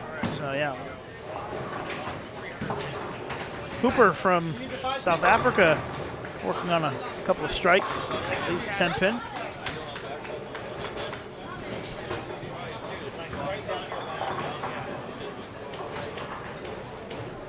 So Cameron, what's it like to be on Team USA for the first time? You've been on Junior Team USA, I think, 4 times, and yep. Now you made it on to what we call the big team this year by winning the Team USA trials. Yeah, it's really cool. Like, everyone that I have been looking up to is on the team. So, like, I look up to Tommy Jones, Chris Barnes, Bill O'Neill, all those guys, and now to be on the same team and really good friends with all of them is really cool. You guys had a training camp not too long ago. Yep, that was a lot of fun. They're really smart guys, and it was awesome to learn from them and kind of see what they do up close and personal. Jason Belmonte is in the chat. Oh, no. Wants to know if you had any luck on the craps table. A clever boy like you, I'm sure, has a fake ID. Unfortunately, even if Cameron had a fake ID, nobody would believe that he looks older than 17. Yeah, I've been having fun in the arcade. That's right. Playing skee ball and all And that he's been fun playing stuff. in the kiddie ball pit at the the place where they drop off the kids so the Yep. parents can go gamble. I've been playing with Shannon Pluhowski's 2-year-old daughter. Not a whole lot to do in Las Vegas when you're 17. No. Watch TV in the room. They got the little show in the atrium of the Sam's Town that you can watch over and over again. Yep. I've spent a majority of my time in the room. And on the lanes, of course, they're down here watching the bowling. Yeah. But after this is over, I have no idea what I'm going to do. Yeah, at 5 o'clock when we're done with the competition, you'll have the rest of the night off, and then you have all the morning tomorrow off as well. But at least when the tournament's going on, you can come down and watch. Yeah. Don has a question in the chat for you. He wants to know if the other bowlers' lines and styles affected the line you had to throw today. I would say that. That's a pretty good question. Yeah, usually the way the lanes break down is, in this tournament, you're going to have a whole lot of different styles and people playing different parts of the lane and different bowlers of different abilities as well. Yeah, like I said, I started fairly deep. So you were kind of away from everybody, I would guess. Yeah, I was pretty far away from everyone, and most of the field was to the right of me. So they kind of gave me that hook spot down lane, but like I said, I didn't find too much hold in the middle part of the lane. But there were a few that were actually deeper than me, which is I'm normally always more left than everyone in the field, just because my rev rate and speed, I guess. But it might have affected me on some pairs more than others, but nothing too drastic. Another shout out to Jack Berkowitz, who's watching. He says that we're super cool. So thank you. How about that? The coolness level went up a lot when Cameron came in the live stream. He's texting away on his broken iPhone. You don't need to tell people that. And for those who don't know the story, Cameron broke his iPhone, went to the store, got a new iPhone, and broke it on the way home from the store. Yep, I was actually in Florida with Greg Young, and it was a morning. We were at Disney, and I broke my phone like noon. So I had to run around town to find an AT&T store in a town I'm not familiar with.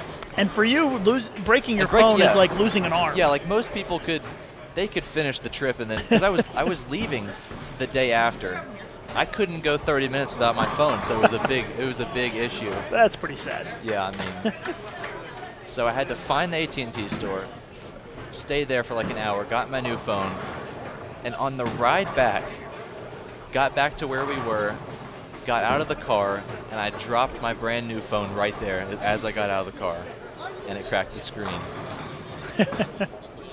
And I rolled my ankle that day. Oh, nice. So it was a great day. It was a terrible day.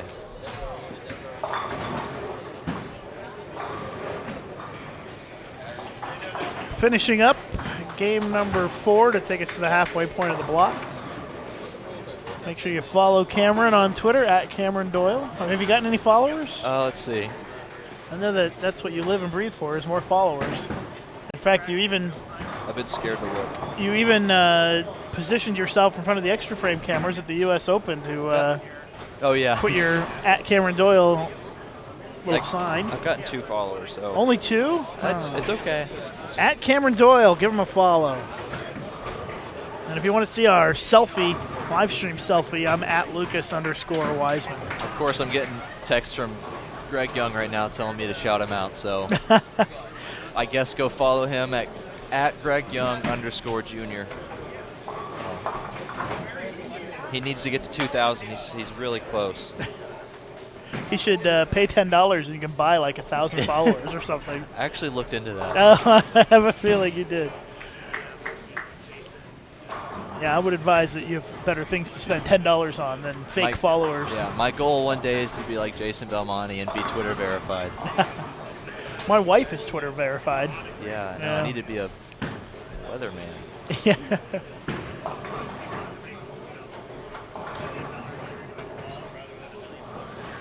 All right, so game 4, one more shot to go here. Depka.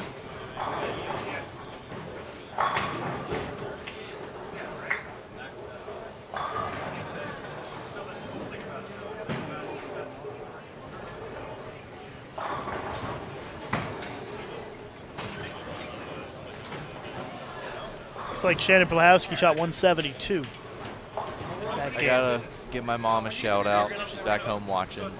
She's Kathy will be here pretty soon, right? Yep, A couple of she'll- days? Yep, she'll be here.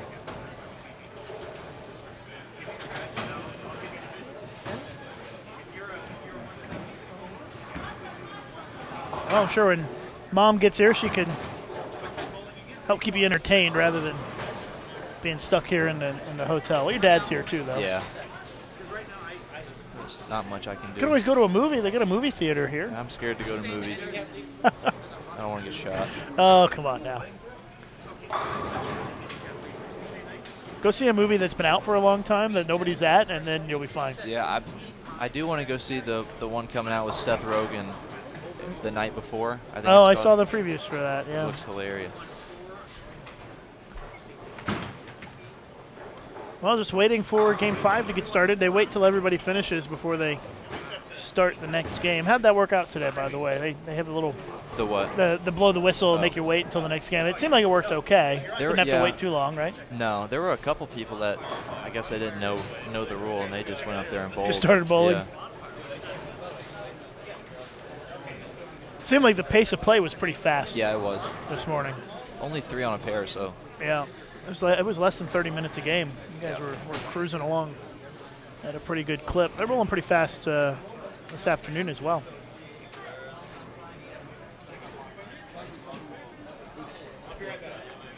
who we got coming on here? Belarus in Sweden on 19 and 20, along with a blind, there's an empty spot on that pair, and then Spain, Ireland, and Hong Kong. Looks like Sweden's having a pretty solid start. Plus 51 for 4. Yeah. And then Hong Kong plus 29.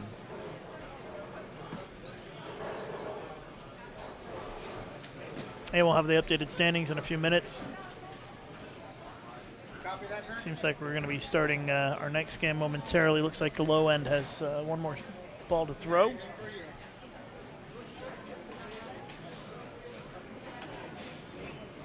So when do you? You're still in high school, Cameron. When do you graduate high school? May. Okay, so you're your senior year in I high am a school, senior, yep.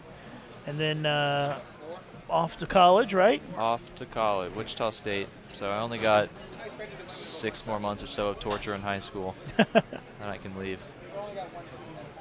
One day you'll look back and miss it a little bit, I think. And, Nope, I don't think so. How many times do you get asked if you're on the basketball team? You get asked that a lot? Not too much, no. Not as much as you'd think. Outside of the school, yes. Yeah, I kind of, Yeah. and in general. How tall are you? 6'3", maybe 6'4". Still going. Yep. So why did you pick Wichita State to bowl at? Because I'm sure you had your pick of wherever you wanted to go pretty much. What was the deciding factor for you? Well, This should be an easy question to answer, I would yeah. think. I got Greg watching, so he's not too happy when I talk about this. Yeah, I bet. But Because he's at McKendree, and he probably yeah. wanted you to go to McKendree. when I visited in March, and it went great. I mean, the campus, everything's new. It looks fake. It's so new, and it's awesome. The town is great. I mean, it's a fairly small town, but there's a ton of stuff real close together around there. And It's a good bowling city. yeah, it's a great bowling city. And I mean, there's a Chick-fil-A on campus. How can you? Is that what sold you? Basically? Is there no Chick-fil-A at McKendree? There is, but it's like 15 minutes away. Oh, wow, that's so far away. Yeah, I know. But they built a brand new $30 million plus Radican Center. It has their 8 personal lanes on campus. It's 300 steps from the dorm rooms, and the dorm rooms are awesome. I mean, the history of Wichita is great. I mean, they've produced some of the tour's best players. A lot of good people have come out of that program, and there's a few bowling this week. Christy Lopez, I know for sure. Yeah. Clara Guerrero, she's the defending champion. There's a few others I think that I'm missing. So we just kind of, you had a good visit there, and the strong history of that program. Yeah, and one of my good friends, Wesley Lowe, is there this year, and he loves it. So I'm excited to go. I'm just ready to get out of high school. Ready to take the next step, huh? Well, I'm sure you'll have a lot of fun bowling in college. Yeah. It's I've watched a lot of the college tournaments over the years, and it's always very exciting. It's kind of a cool stage of your life to enter into, and I'm sure you'll enjoy it. I'm excited. Learn a lot and make even an even better bowler. Yep, that's the goal. And most importantly, college bowling really helps you develop as a team bowler, team player, because it's like I said, virtually none of it is individual competition. No, yeah. Like I said, I've been on junior team for 4 years, and I bowled the World Championships once and PABCON Championships twice, and I'm interested to see how college bowling differs from Team USA bowling. So yeah, it gives you a little taste of the team competition, but I think you'll find it to be much different when you're bowling as a team week after week versus just and bowling for yourself. Like for Team USA, we get 1 week a year to practice together and stay together. So I'm sure it'll be a lot easier since we're all in the same place, practice every day together. The Greg Young is in the chat now. He put Chick-fil-A, and it looked like a little frown face or something. Yeah, just ignore him. Shouldn't have brought it up, Lucas. No, of course I'm going to bring it up. It's my job.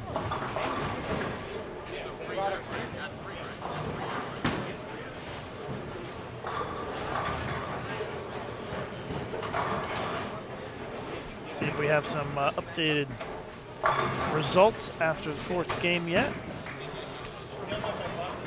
Not yet. They're really quick with the scores here. They are pretty quick, yeah. We're only like 1 or 2 frames into this game, so I'll give them a pass on not having them ready just yet. But they do process the scores very quickly this tournament. I feel like whenever I finished a game earlier, I looked up and it was already up, immediately after very fast. Starting a new game. Especially if you're one of the last pairs to finish, and it's kind of they hit the button after they get all the scores in the system, and it puts it out there. And if you're looking for the scores, QubicaAMF.com is where you can go to find them.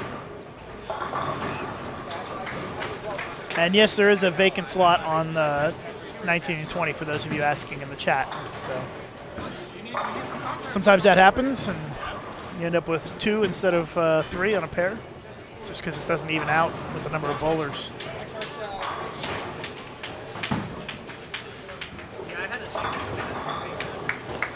Where's everyone from in the chat? Got any cool Yeah, I places? asked that earlier. I have played people from all over the world, so let us know in the chat where you're watching from. What country? At? Who knows what Greg is doing? He's always up to something.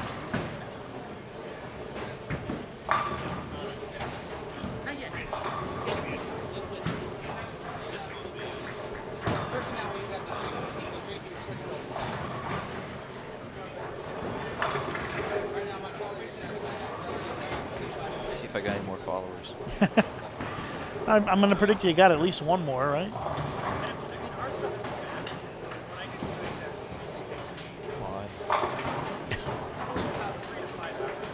It's 8 notifications, so let's see what's that's going promising. Oh my gosh, Belmo shouted me out. Hey, how about that? I didn't get a shout out from Belmo. Thank you, Belmo. That's like a birthday present to me.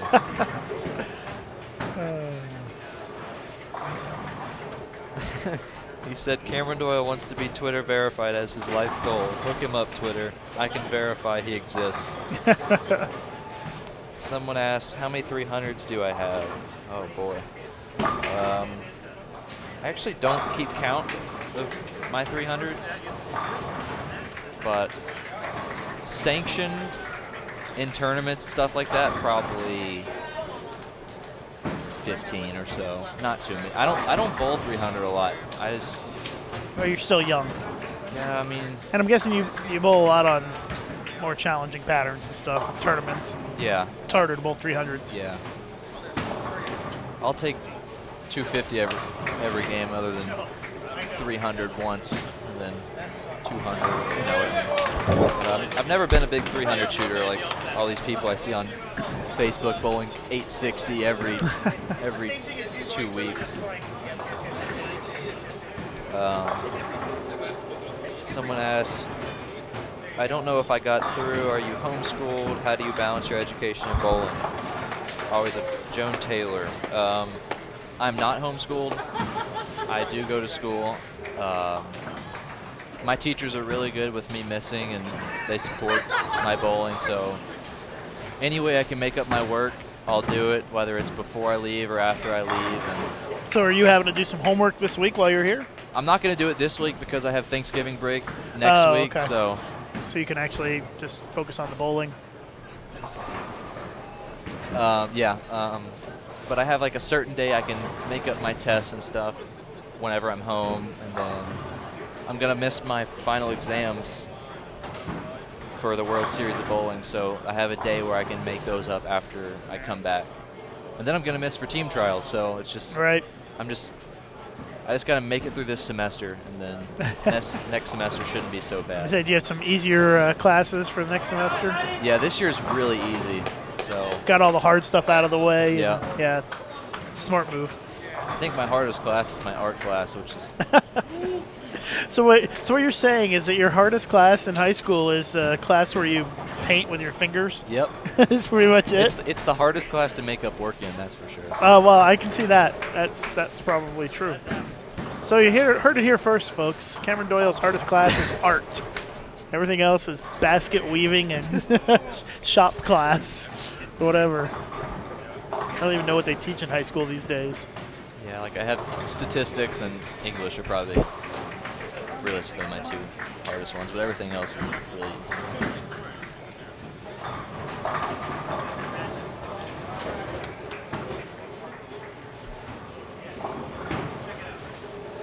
Someone says, Donna Creighton says, Weber Cup before long.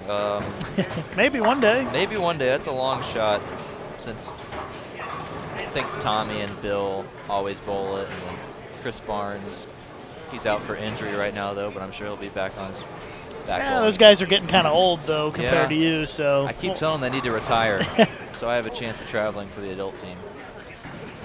Someone in the chat wants to know what you're planning on studying in college. You have any idea yet? I get this Kind of question. early. Yeah, I don't know. Yeah, there's really no reason to commit to anything until you've gotten there and gotten into the swing of things and figured out what you want to do with your life.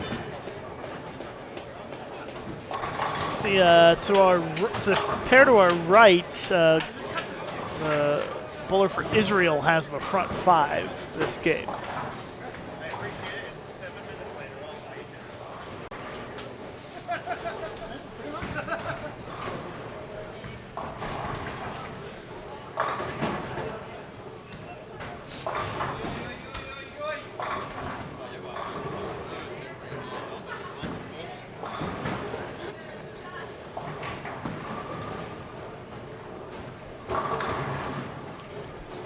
Stephanie Martin's still in the lead, 9-14.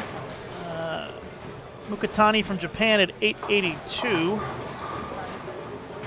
Jacques of France at 881 in third place. Almigeta 873 and Tanya Kuva of Switzerland at 861. It's your top five after 4 games. Amanda must have bowled a big game.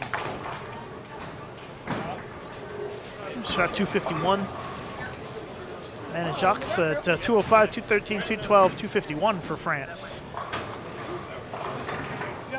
And she's a psychologist is her occupation. So get inside your head.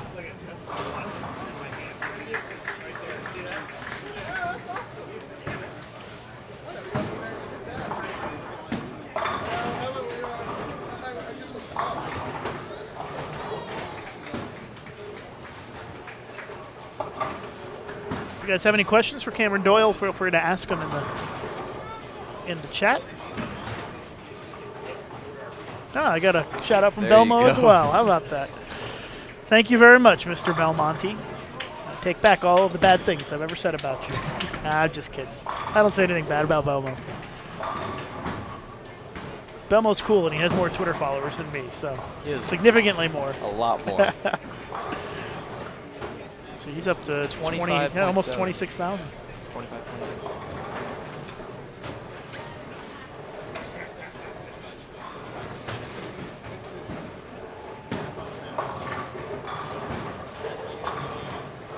Well, Cameron, I think you're our 6th guest we've had on live stream today. This morning we had Dom Gall and Tim Mack and Almi Guerra. And then so far on the women's squad, we had Bboy Rivera of the Philippines, Al Lawrence of Curacao, and now you. So Sweet. getting all kinds of guests today.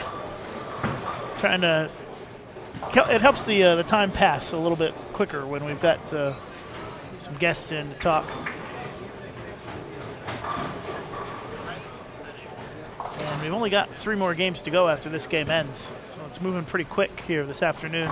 It is moving quick. I think probably going about the same pace that the guys went at this morning, about 28 minutes a game, which is pretty fast for 3 on a pair. 27, 28 minutes a game. I'm sure you noticed that today, Cameron, that bowlers in this tournament tend to be up to bowl and bowl pretty fast when it's their turn. There's no messing around. They keep the pace of play pretty There's high. always those few that are just slow. And just wanna hit I'm the sure there's a okay, few, let's yeah. bowl. Shouldn't have been too many of them out there today, though, No. because it went pretty quick. I feel like my pair was always the first pair to be done. We like whatever pair I'm on, every tournament, we're always done early, and it makes me mad.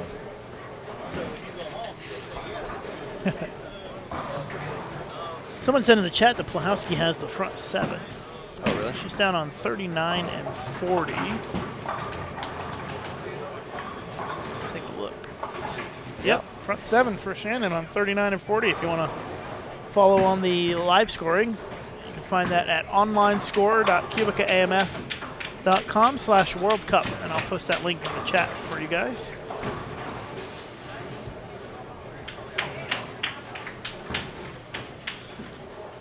I'll let you know how she finishes up.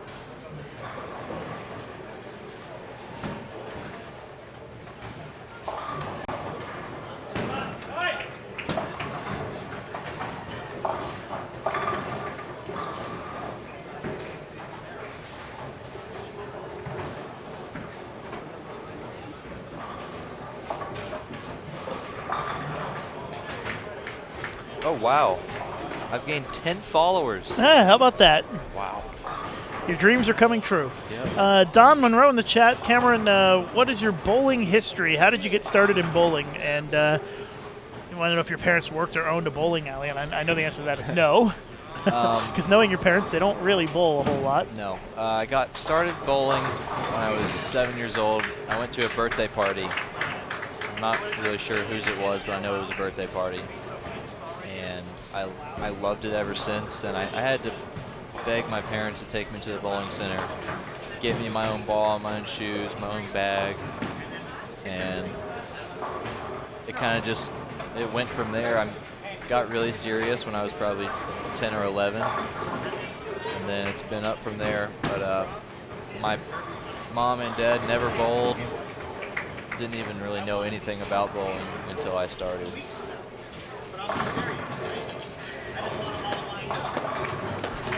Yeah, and you got into it so much, you've got a couple lanes in your basement at home. We moved and built a house 4 years ago, and I always just joked around about having. I was like, hey, can we get 2 lanes in our house? And we wanted to move anyway, so it wasn't like we just moved just to get the bowling lanes. So we added it in. We had enough space. It's perfect amount of space. Really, it worked out great. Oh yeah, you've been there. Yeah, I have. Yeah, one time. Yep. So it worked out really nice. And your dad is an orthodontist, right? Yep. That's what he does. and my mom does hair here and there out of our house. Yeah, she got. If I remember right, she's got like a little studio right near the lane. Yep. The lanes there in your basement. Shannon's got the front 8 now. She needs it. She was struggling after 4. Let's see, what place was Pluhowski in? She was down in 19. There you go, 19th place. That dropped below a 200 average. So she's making up a lot of that ground this game. One big game can really boost you this early in the tournament. So she's down on lane 4, 39 and 40 with the front 8 right now.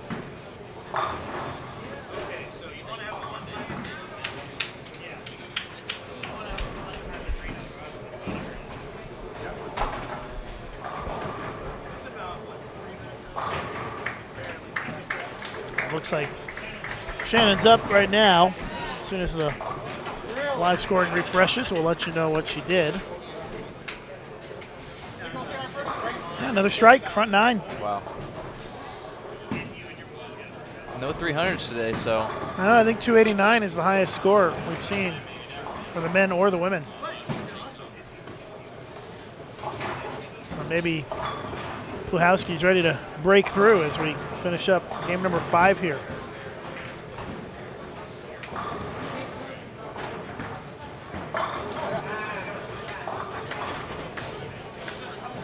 And in fact, I think I'm going to go down there and see what happens. If she throws 300, I want to make sure I have I'll take over a video of it. You want to take over? Yeah.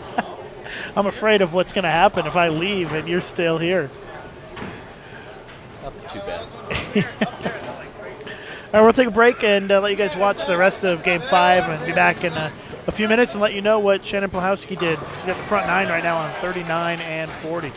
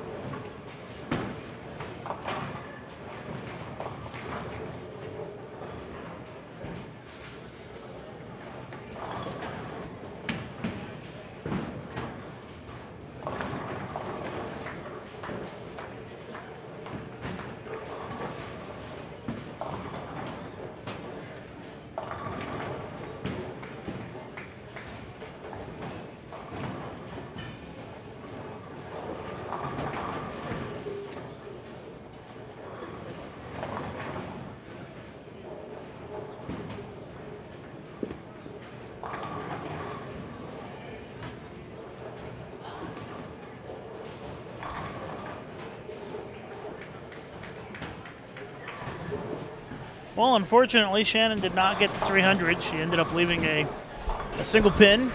Left the 9 pin on a late hit. 5 pin. Was it a 5 pin? No, it was a 5 pin. So 278 is what That's going to help out, though. A lot. Pluhowski ended up with. Oh, yeah, for sure. That pushes her up to plus 67 for the tournament. Ian Holland says, what balls did you select? I threw the Warrior Elite and the Red Legend Pearl today. Mostly the Red Legend Pearl. Jack asks, who is your favorite bowler and why? Tommy Jones has always been my favorite bowler. I kind of grew up wanting to bowl like him, just because I used to love watching him. He was he's so powerful. He's so accurate. In my personal opinion, I think he's in the top 2 or 3 best in the world. And I don't know. I've become really good friends with him now, so he's been my idol forever now. Do you ever think you would become friends with your idol? No, not. I remember the first time I met him. It was in 2008, I think, at Team Masters, and I had to have people literally walk me over there because I was so nervous to meet him. I couldn't even speak. But of course, Jason Belmonte's one of my favorite to watch. Chris Barnes. You're just sucking up to Belmo now, No. so he'll give you a shout out. Well, yeah. Chris Barnes, Tommy, Belmo,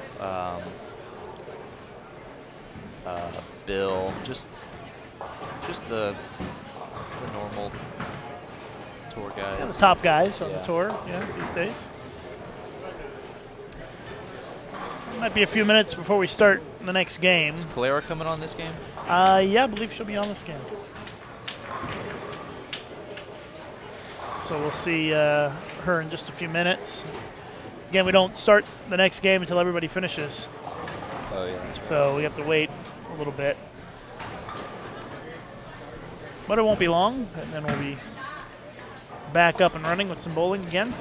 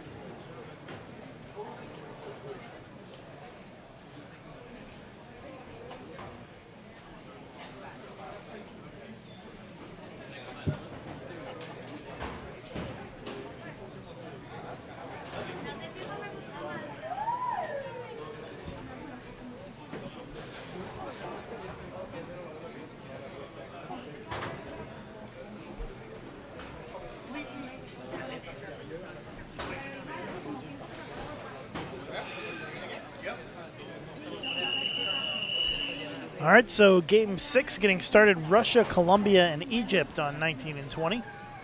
As Clara is ready to go. Going to be the first one up the bowl.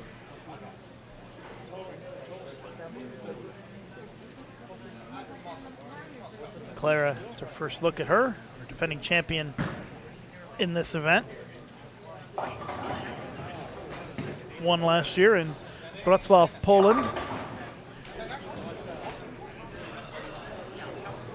Clara's plus 42. Not bad.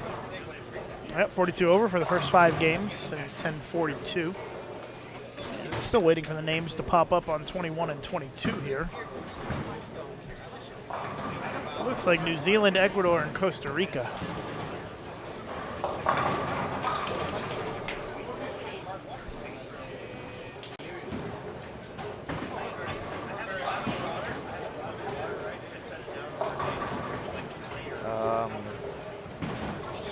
Ian asks, what other balls do you have in your selection of 6 plus spare 2? I brought a Warrior Elite, a Paradox, a Legion Solid, Black Widow Limited, Red Legend Pearl, and a Warrior for my 6.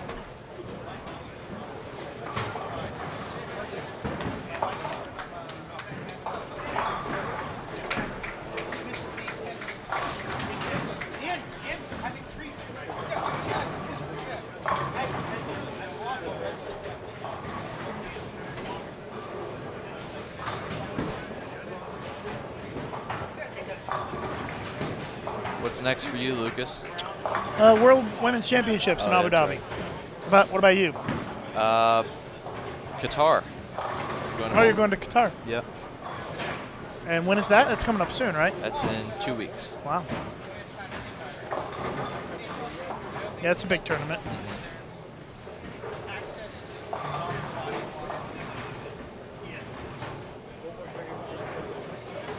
Then I have the World Series of Bowling directly after that.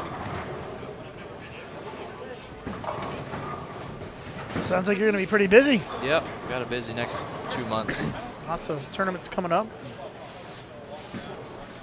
Of course, Team USA trials in January. Looks like I just got the updated standings on my email. Stephanie Martins is still in the lead at 11:16. Almigeta shoots 235, moves up to second at 11:08. Misaki Mukutani of Japan at 11:06. Tanya Kuva at 10:83. And the big game from Shannon Pluhowski, the 278, moves her up from 19th to 5th at 10:67. So a pretty big jump. Yeah, that was 14 good. spots in one game. Wow, this girl from Russia, she hits it hard. Yeah, she's a good player. I've seen her a few times, Maria Vilanova.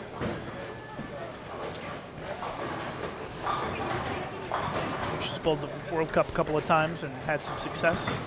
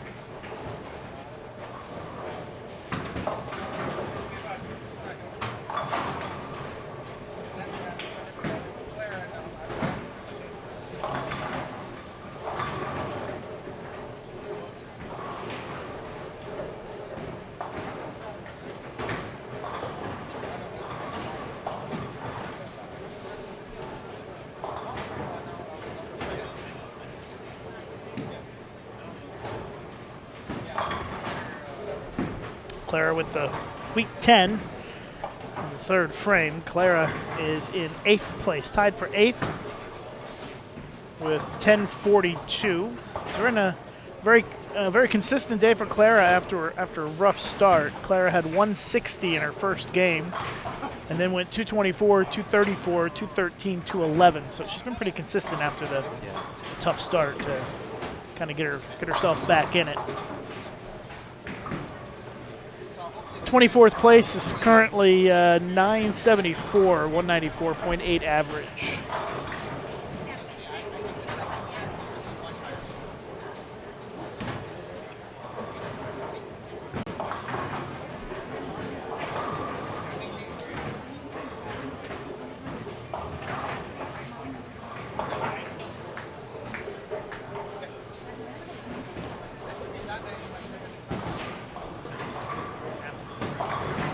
Couple of more games to go after this one to wrap up the day. And close out round one qualifying here at the World Cup.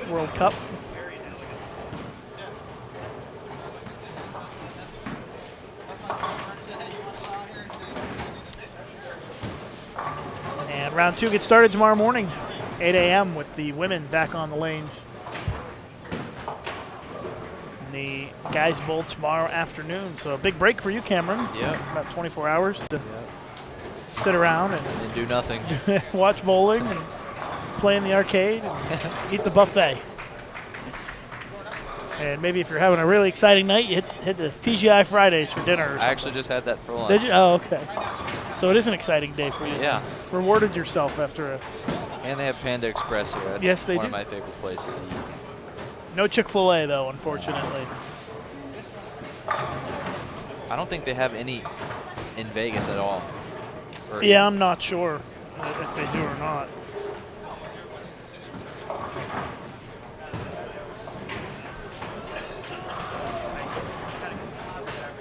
They have just about everything else in Vegas. Yeah. Surprising they don't have Chick-fil-A. I'm sure one day they will. Maybe that can be your life's goal. Open a Chick-fil-A in Las Vegas. You can bowl all the tournaments and eat all the chicken nuggets you can stand. That would be nice. So now we figured out what you're going to major in college, the restaurant business. Open a Major Chick-fil-A. in Chick-fil-A.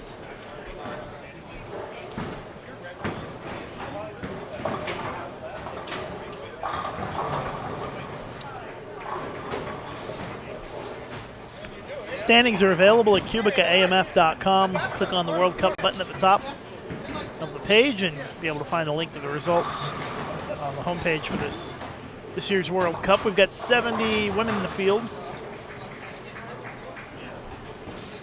this year, 86 men. Field average for the women so far, 183.98. It's been very consistent. The women averaged 185 the first game, 184, then 183, then 181, and the last game was the highest scoring at 187 for a field average. That makes sense. I feel like scores definitely went up throughout the day earlier. They started off after the first few games, they were fairly low. Let's see. For the men, the scores were a little bit higher. First game field average 192, then 193, 197, 196, 191, 196, 192, 196. So it was pretty consistent, actually. Yeah, I guess so. For the field. And the average for the men was 194.28 across the entire field. I'm not sure that how much that really tells you about anything, but it's just kind of interesting to note that it was pretty consistent within 5 pins or 6 pins each game. And pretty similar story for the women, just about 10 pins lower, about a mark lower a game.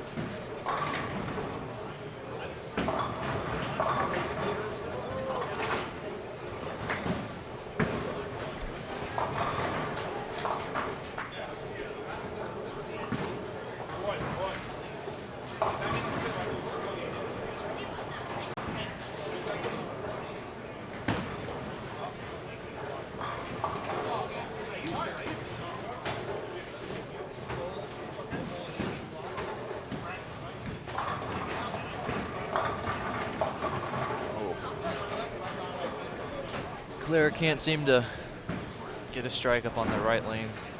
Got the left lane figured out.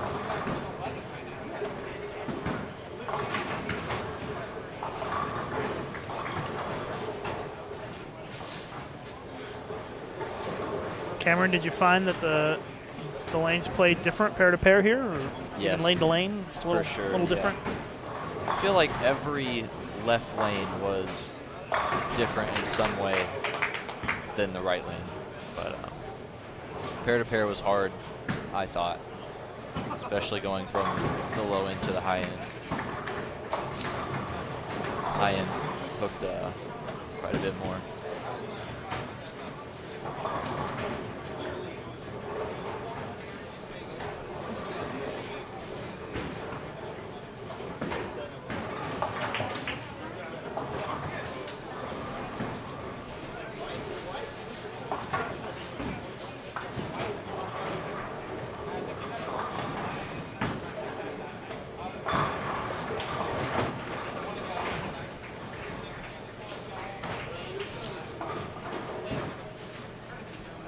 How many viewers we got now? We have 556 viewers. So actually, I think it's gone down since you came on here. Well, thanks. It's all right, though. It really varies, the number of viewers, based on the time zones around the world and what Yeah. time it is. It's getting late in all the other Yeah, countries. it's pretty late in Europe, so we have a lot of viewers who watch over there, and it's So I'm guessing Well, it's most of about the midnight viewers there. most of the viewers are probably United States or somewhere close to it. yeah. And I think Asia is starting to wake up now, Yeah. so they're tuning in a little bit. We had a lot of Malaysian viewers starting to tune in a little while ago. It is hard to kind of follow when you're that far away, because I know when you go overseas, either Asia or Europe and wherever it is, and there's live streaming, I try to watch, but it's just hard because the time changes are so drastic.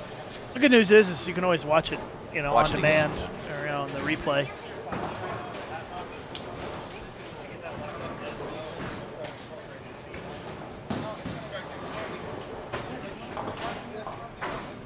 About 2.5 games to go.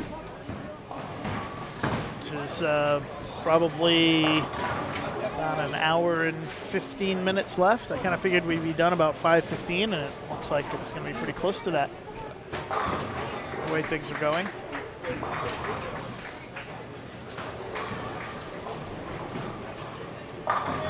Yeah, Clara's got the left lane figured out, but doesn't seem to get all 10 down on the right. It's going from the Dutch 200. Do you even know what a Dutch 200 is? I do. Oh, okay. I thought you're a little young. I didn't know if you knew all that.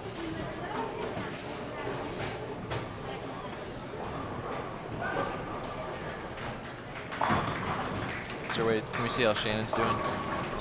Yeah, I'm what not lane sure what she's pair on. she went to. She might probably skip. I think they skipped 2 or 3 pairs. Sorry. No problem.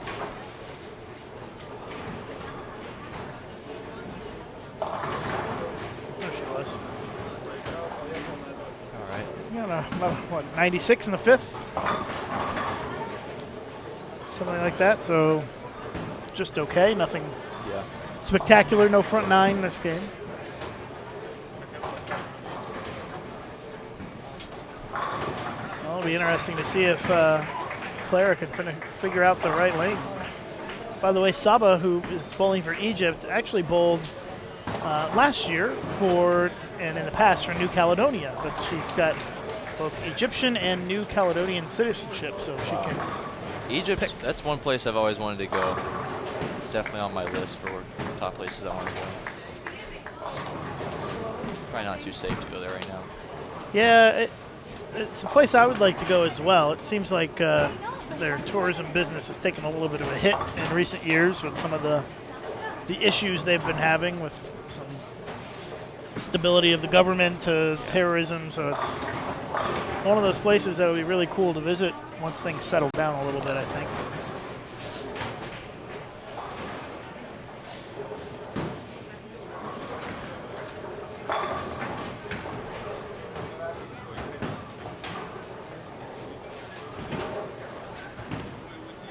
Make sure you turn in for the finals of the World Cup. It'll be right here on Bold TV on Thursday at approximately 12:30 p.m. Pacific time here in the United States in Las Vegas. You'll need to do the number crunching and figure out what time that is in your time zone. But 12:30 in Las Vegas p.m. is Thursdays when the finals are. Clara looking for her first double of the game, and she really wanted that one, you could tell. She kind of crouched down and guessing she was going to give it the business if it didn't strike. Clara fresh off bowling a big tournament back in her home country. Picked up some gold medals. They were always bowling tournaments down there for medals in South America. They had a big one just a week ago. She's just back from that.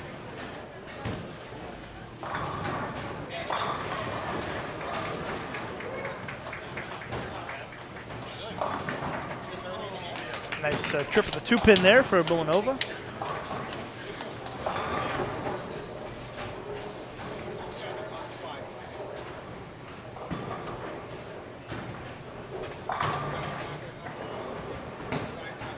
Cameron, I asked her dad this morning, first game, if he wanted to come on the live streaming and talk, and he rejected me. He can't sit still when I'm bowling. I know, that's what he said. He's a nervous wreck. He said he'd be yelling and going all over the place. Yeah.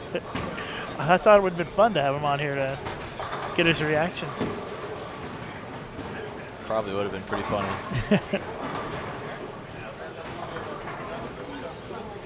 Yeah, he cannot. I don't think you could pay him enough to sit down while I bowl. Yeah, he's always fidgeting and running around. So yeah, if I ever make a TV show on the PBA tour, he's going to be a throw mess. fit, yeah. That's funny. Eugene Ivanov is watching in Moscow, where it's 3:04 a.m. Wow. So that's dedication right there.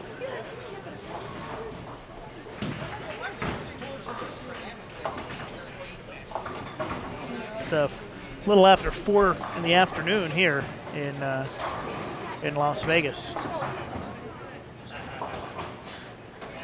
Another picture. Every time there's a guest, a new picture.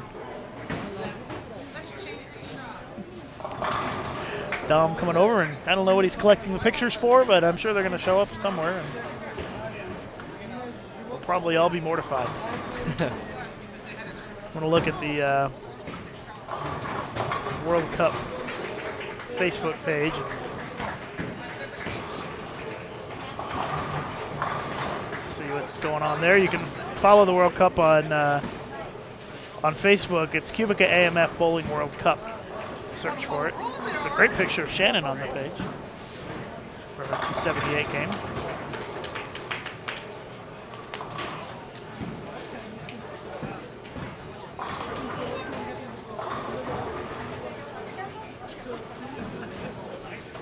Dom has been posting tons of pictures on the Facebook page.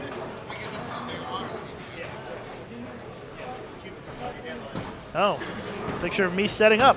How wonderful. At least it looks like I'm busy working in that picture. Yeah, I guess so. You got the one moment you're doing something. Well, the busiest times in the morning, getting everything set up. Yeah, lots of great pictures from the opening ceremonies last night. Yeah, that was pretty cool. And then again, another picture of me setting up. Same picture on there twice. Oh, it's a picture of Cameron. It's a great picture. Oh, another picture of Cameron on here. So if you want to check out those pictures, go to QubicaAMF Bowling World Cup on Facebook. There's me and Almy.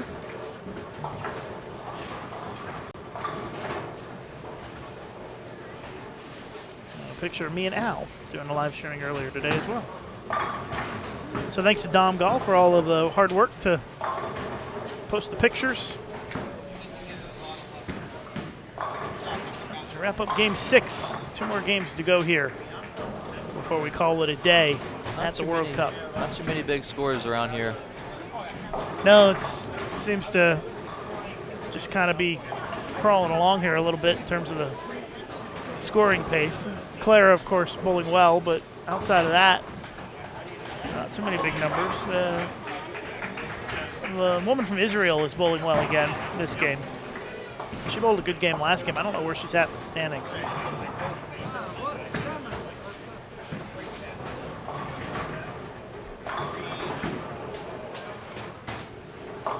She must have fallen off a little bit last game. She had 5 or 6 in a row, and well, ended up with 256.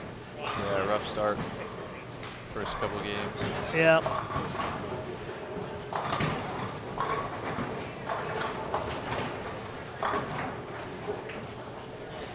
But it'll be interesting to see if Clara can close this game out for 250. Yep, I think she's ending on the left lane, so it's been her good lane.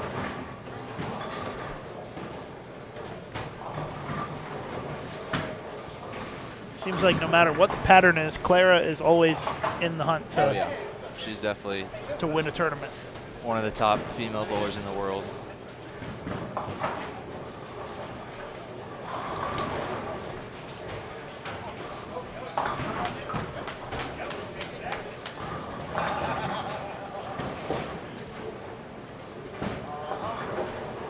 Interesting leave here for Saba on 20. The one, what is that, by 145? Yeah. Not exactly an easy one to make. And she slipped a little bit, lost her footing.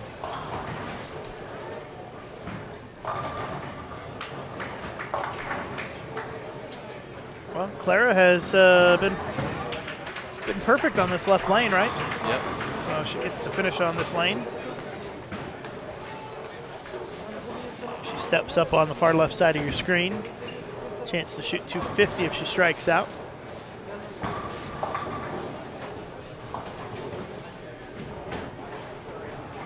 It's wide.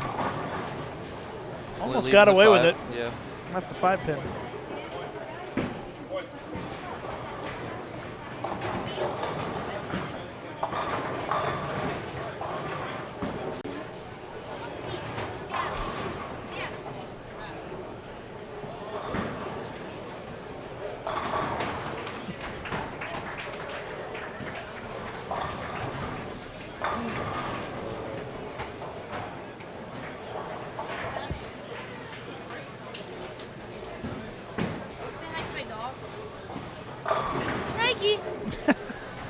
Camilla says hi to somebody. I don't know who you're saying hi to. Your dog. Your dog? Yeah. Okay.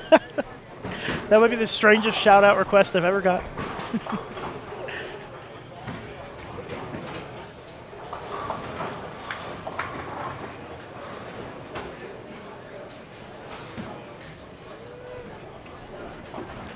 Oh my god.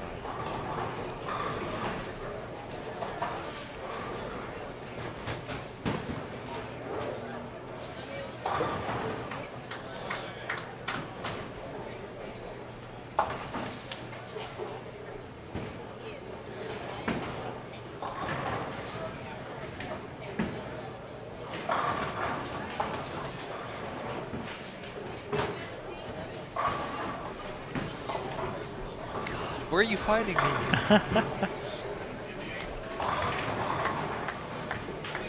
Just about done here. It's a 10th frame of game number 6. 2 more games left. Clara's going to end up with the bucket on her last shot for 225. 225. Not a bad game. Clean.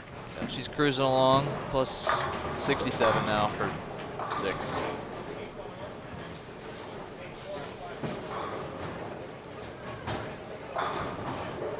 Can't win the tournament today.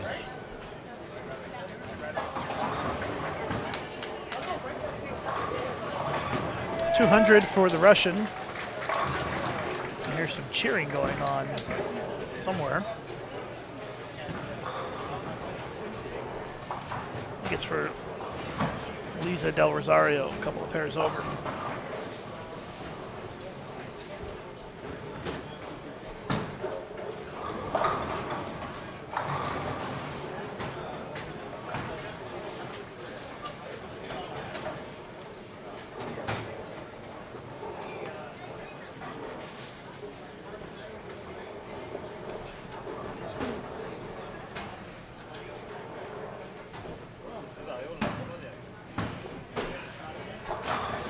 So game 7 coming up in just a couple of minutes, and we'll be back with you after a short break here on Bowl TV.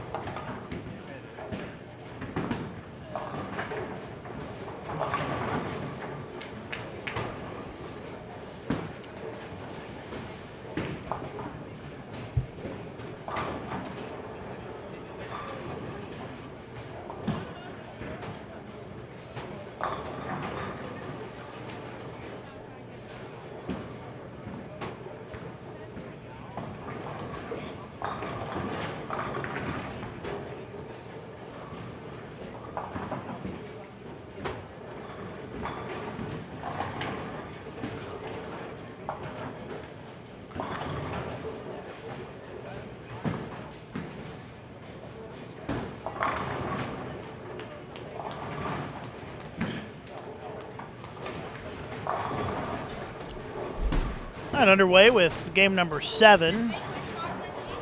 We've got El Salvador, Japan, and Bulgaria on 19 and 20.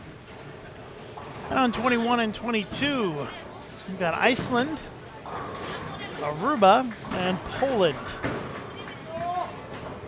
for our second to last game.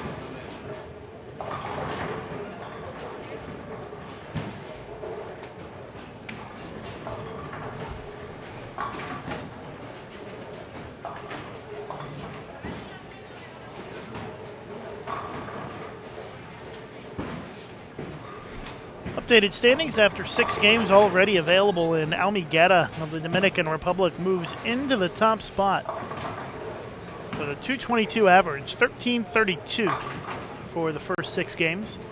Misaki Mukatani of Japan at 1310.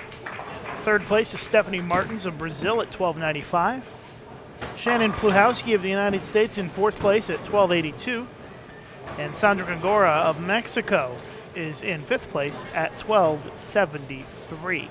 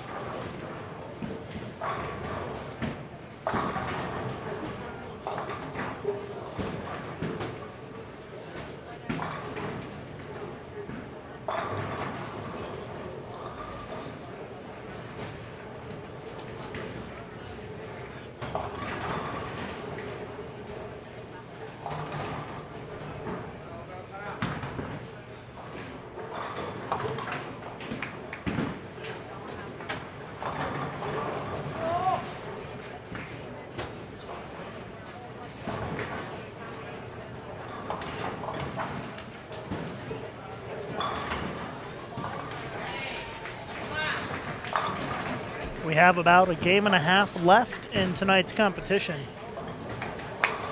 to conclude round number 1 here at the QubicaAMF Bowling World Cup. Round 2 gets started tomorrow morning at 8 a.m. Pacific time here in Las Vegas, the same start time as today.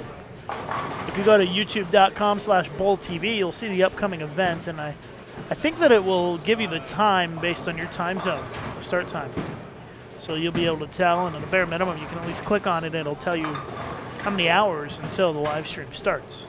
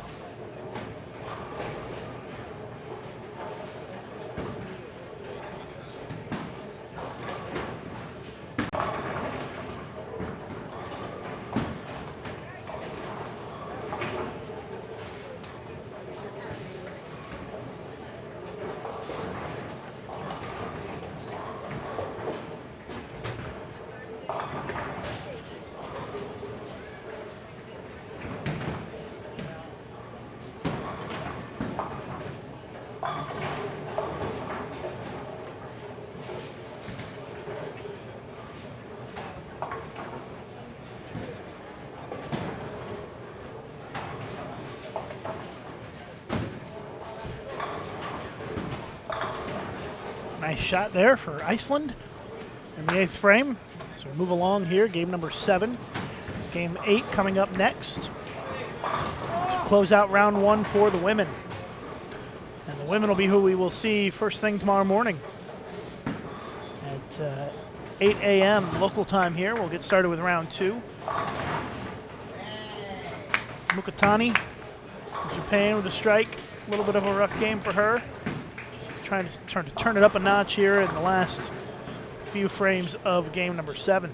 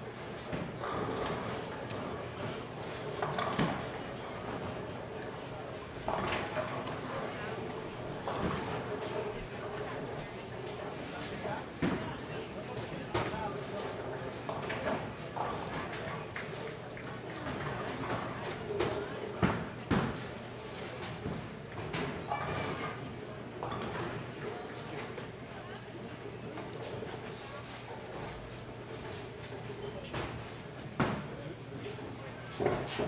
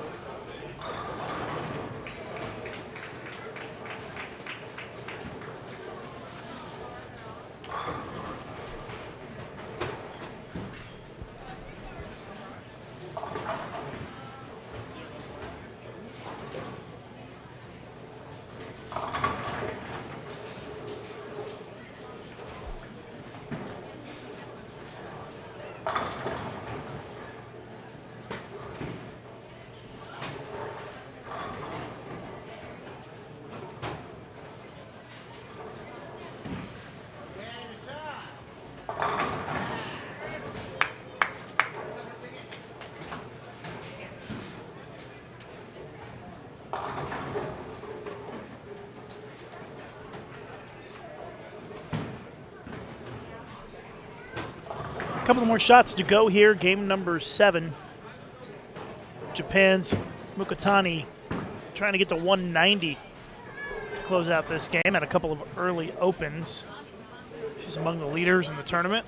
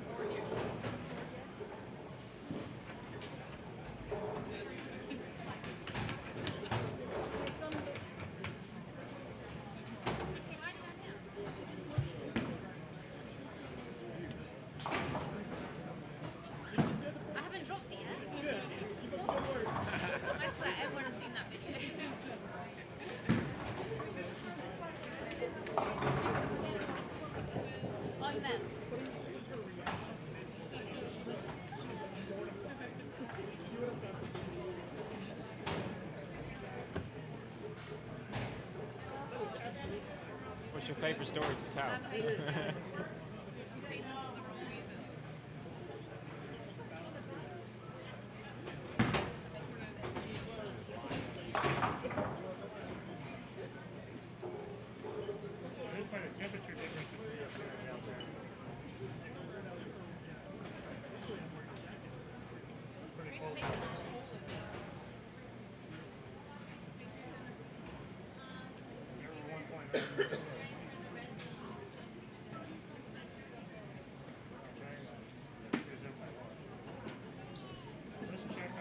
Streaming this on a 10 meg connection. You're streaming this on 10 megabits. 10 megabits. Over 10 megabits. Where have you got it from? How have you got it going in? Like, what's it going over? Really? On HD?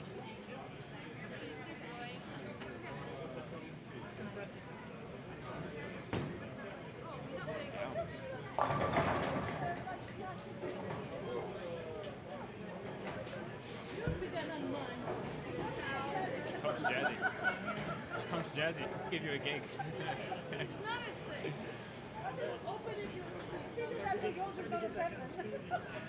Yeah. We're lucky, like, so small. We're installing fibre all over the island. But, so you've got, like, it's fibre to the house as well, so it's all the way. But obviously, like, it's expensive. It's worth it, though, you go. Yeah. Yeah. Yeah.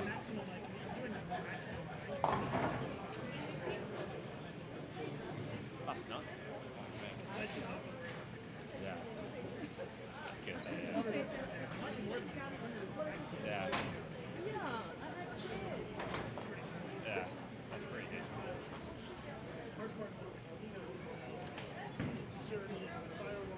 Yeah. Are you running over their network, or are you running over their network? Yeah. At least they know what they're doing. And they speak English. That's always a good thing.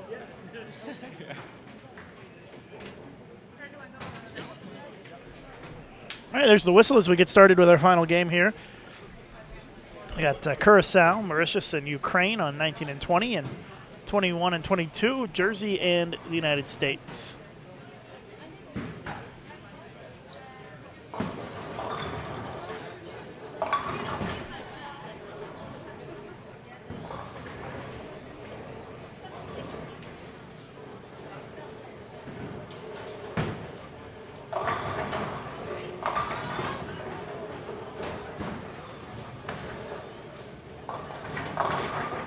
And we'll let you know straight away when we have the updated standings. Looks like Shannon Pluhowski is at plus 90.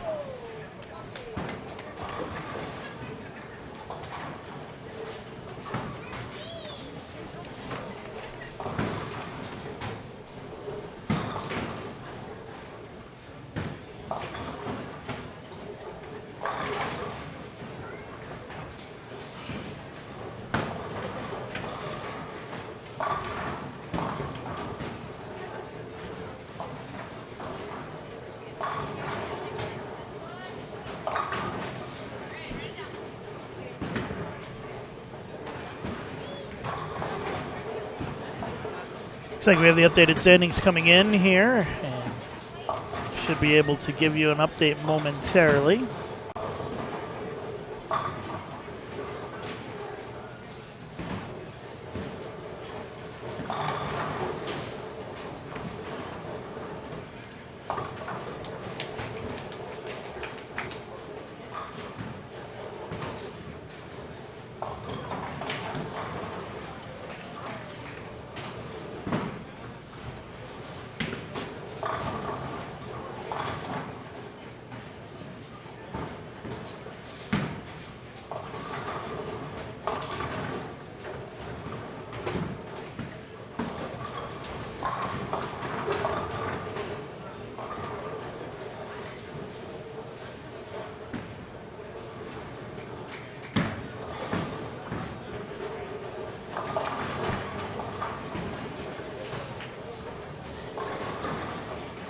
Well, I think we're going to have the updated standings scrolling on the in-house feed here first. And so should have that in just a moment. And Almi Gata in the lead at 15.16. Clara Guerrero of Colombia at 15.05. Geraldine Ung of Singapore at 14.91. Shannon Pluhowski of the U.S. at 14.90. And Misaki Mukotani of Japan also at 14.90. And a tie for fourth place.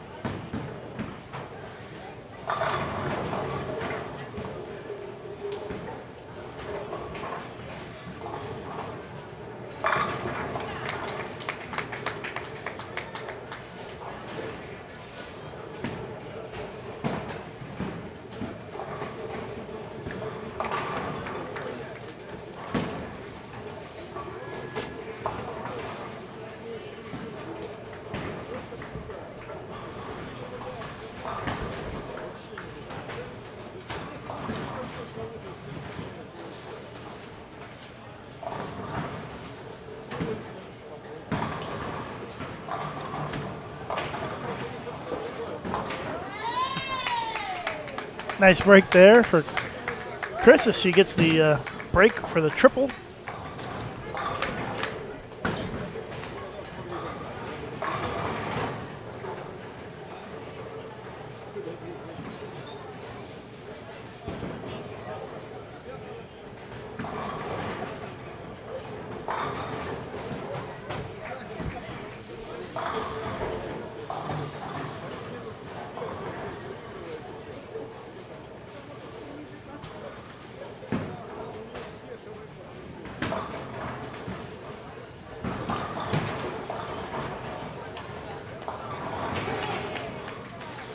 Pluhowski trying to put her third consecutive strike on the board here.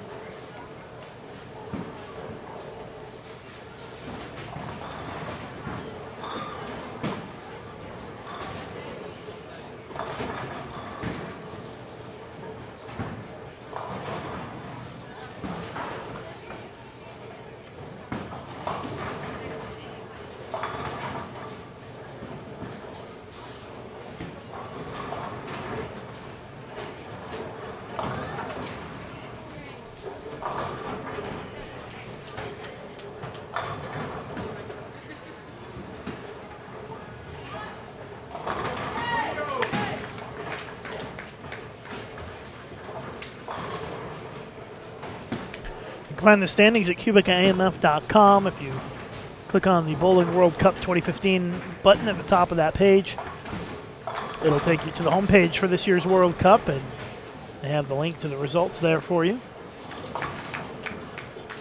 As we finish out the last 5 frames of our final game of the day.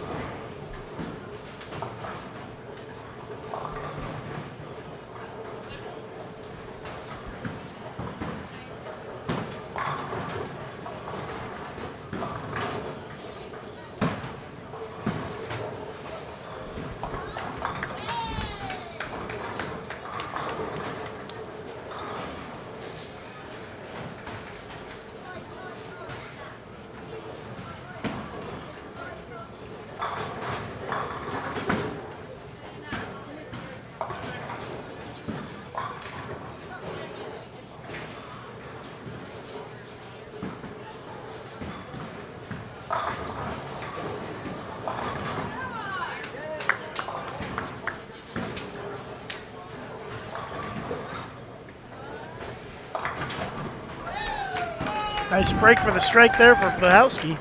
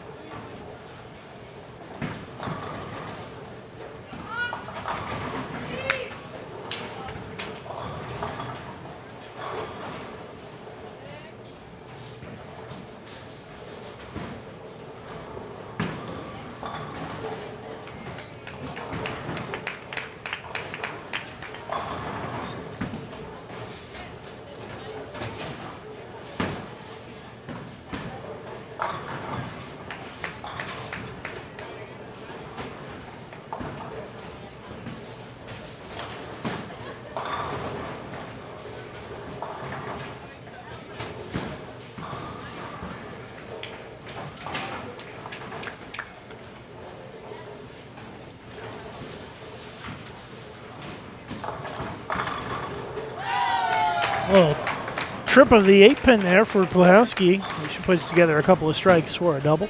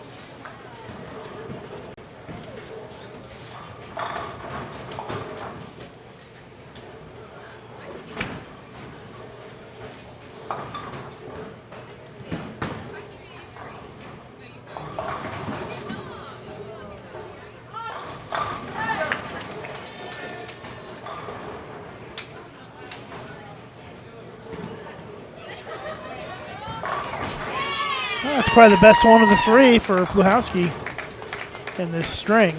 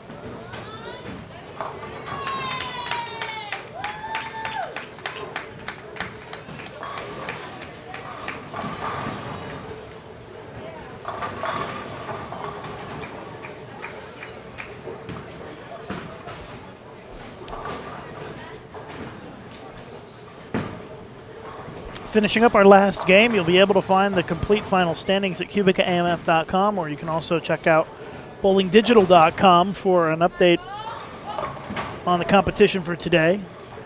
Herbert Bickle, the editor of bowlingdigital.com, has a nice recap of the men's competition from earlier today, and he'll be posting his recap for the women's competition in a little bit. I'll have a recap on bowl.com as well, a little bit less comprehensive than what Herbert does, but we'll have a little recap for you on bowl.com as well in about an hour or so.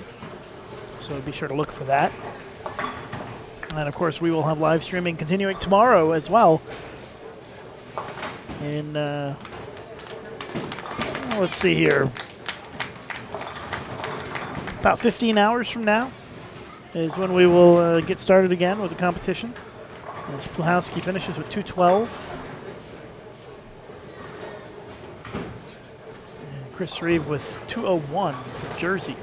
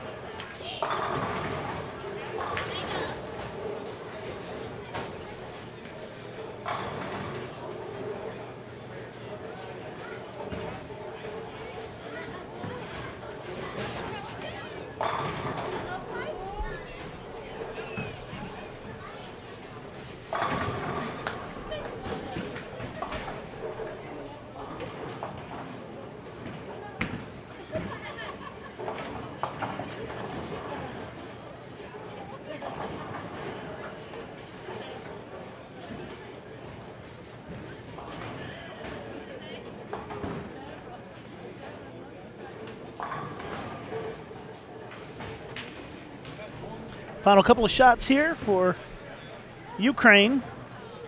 She's got a good game going here. Alina with 228 maximum.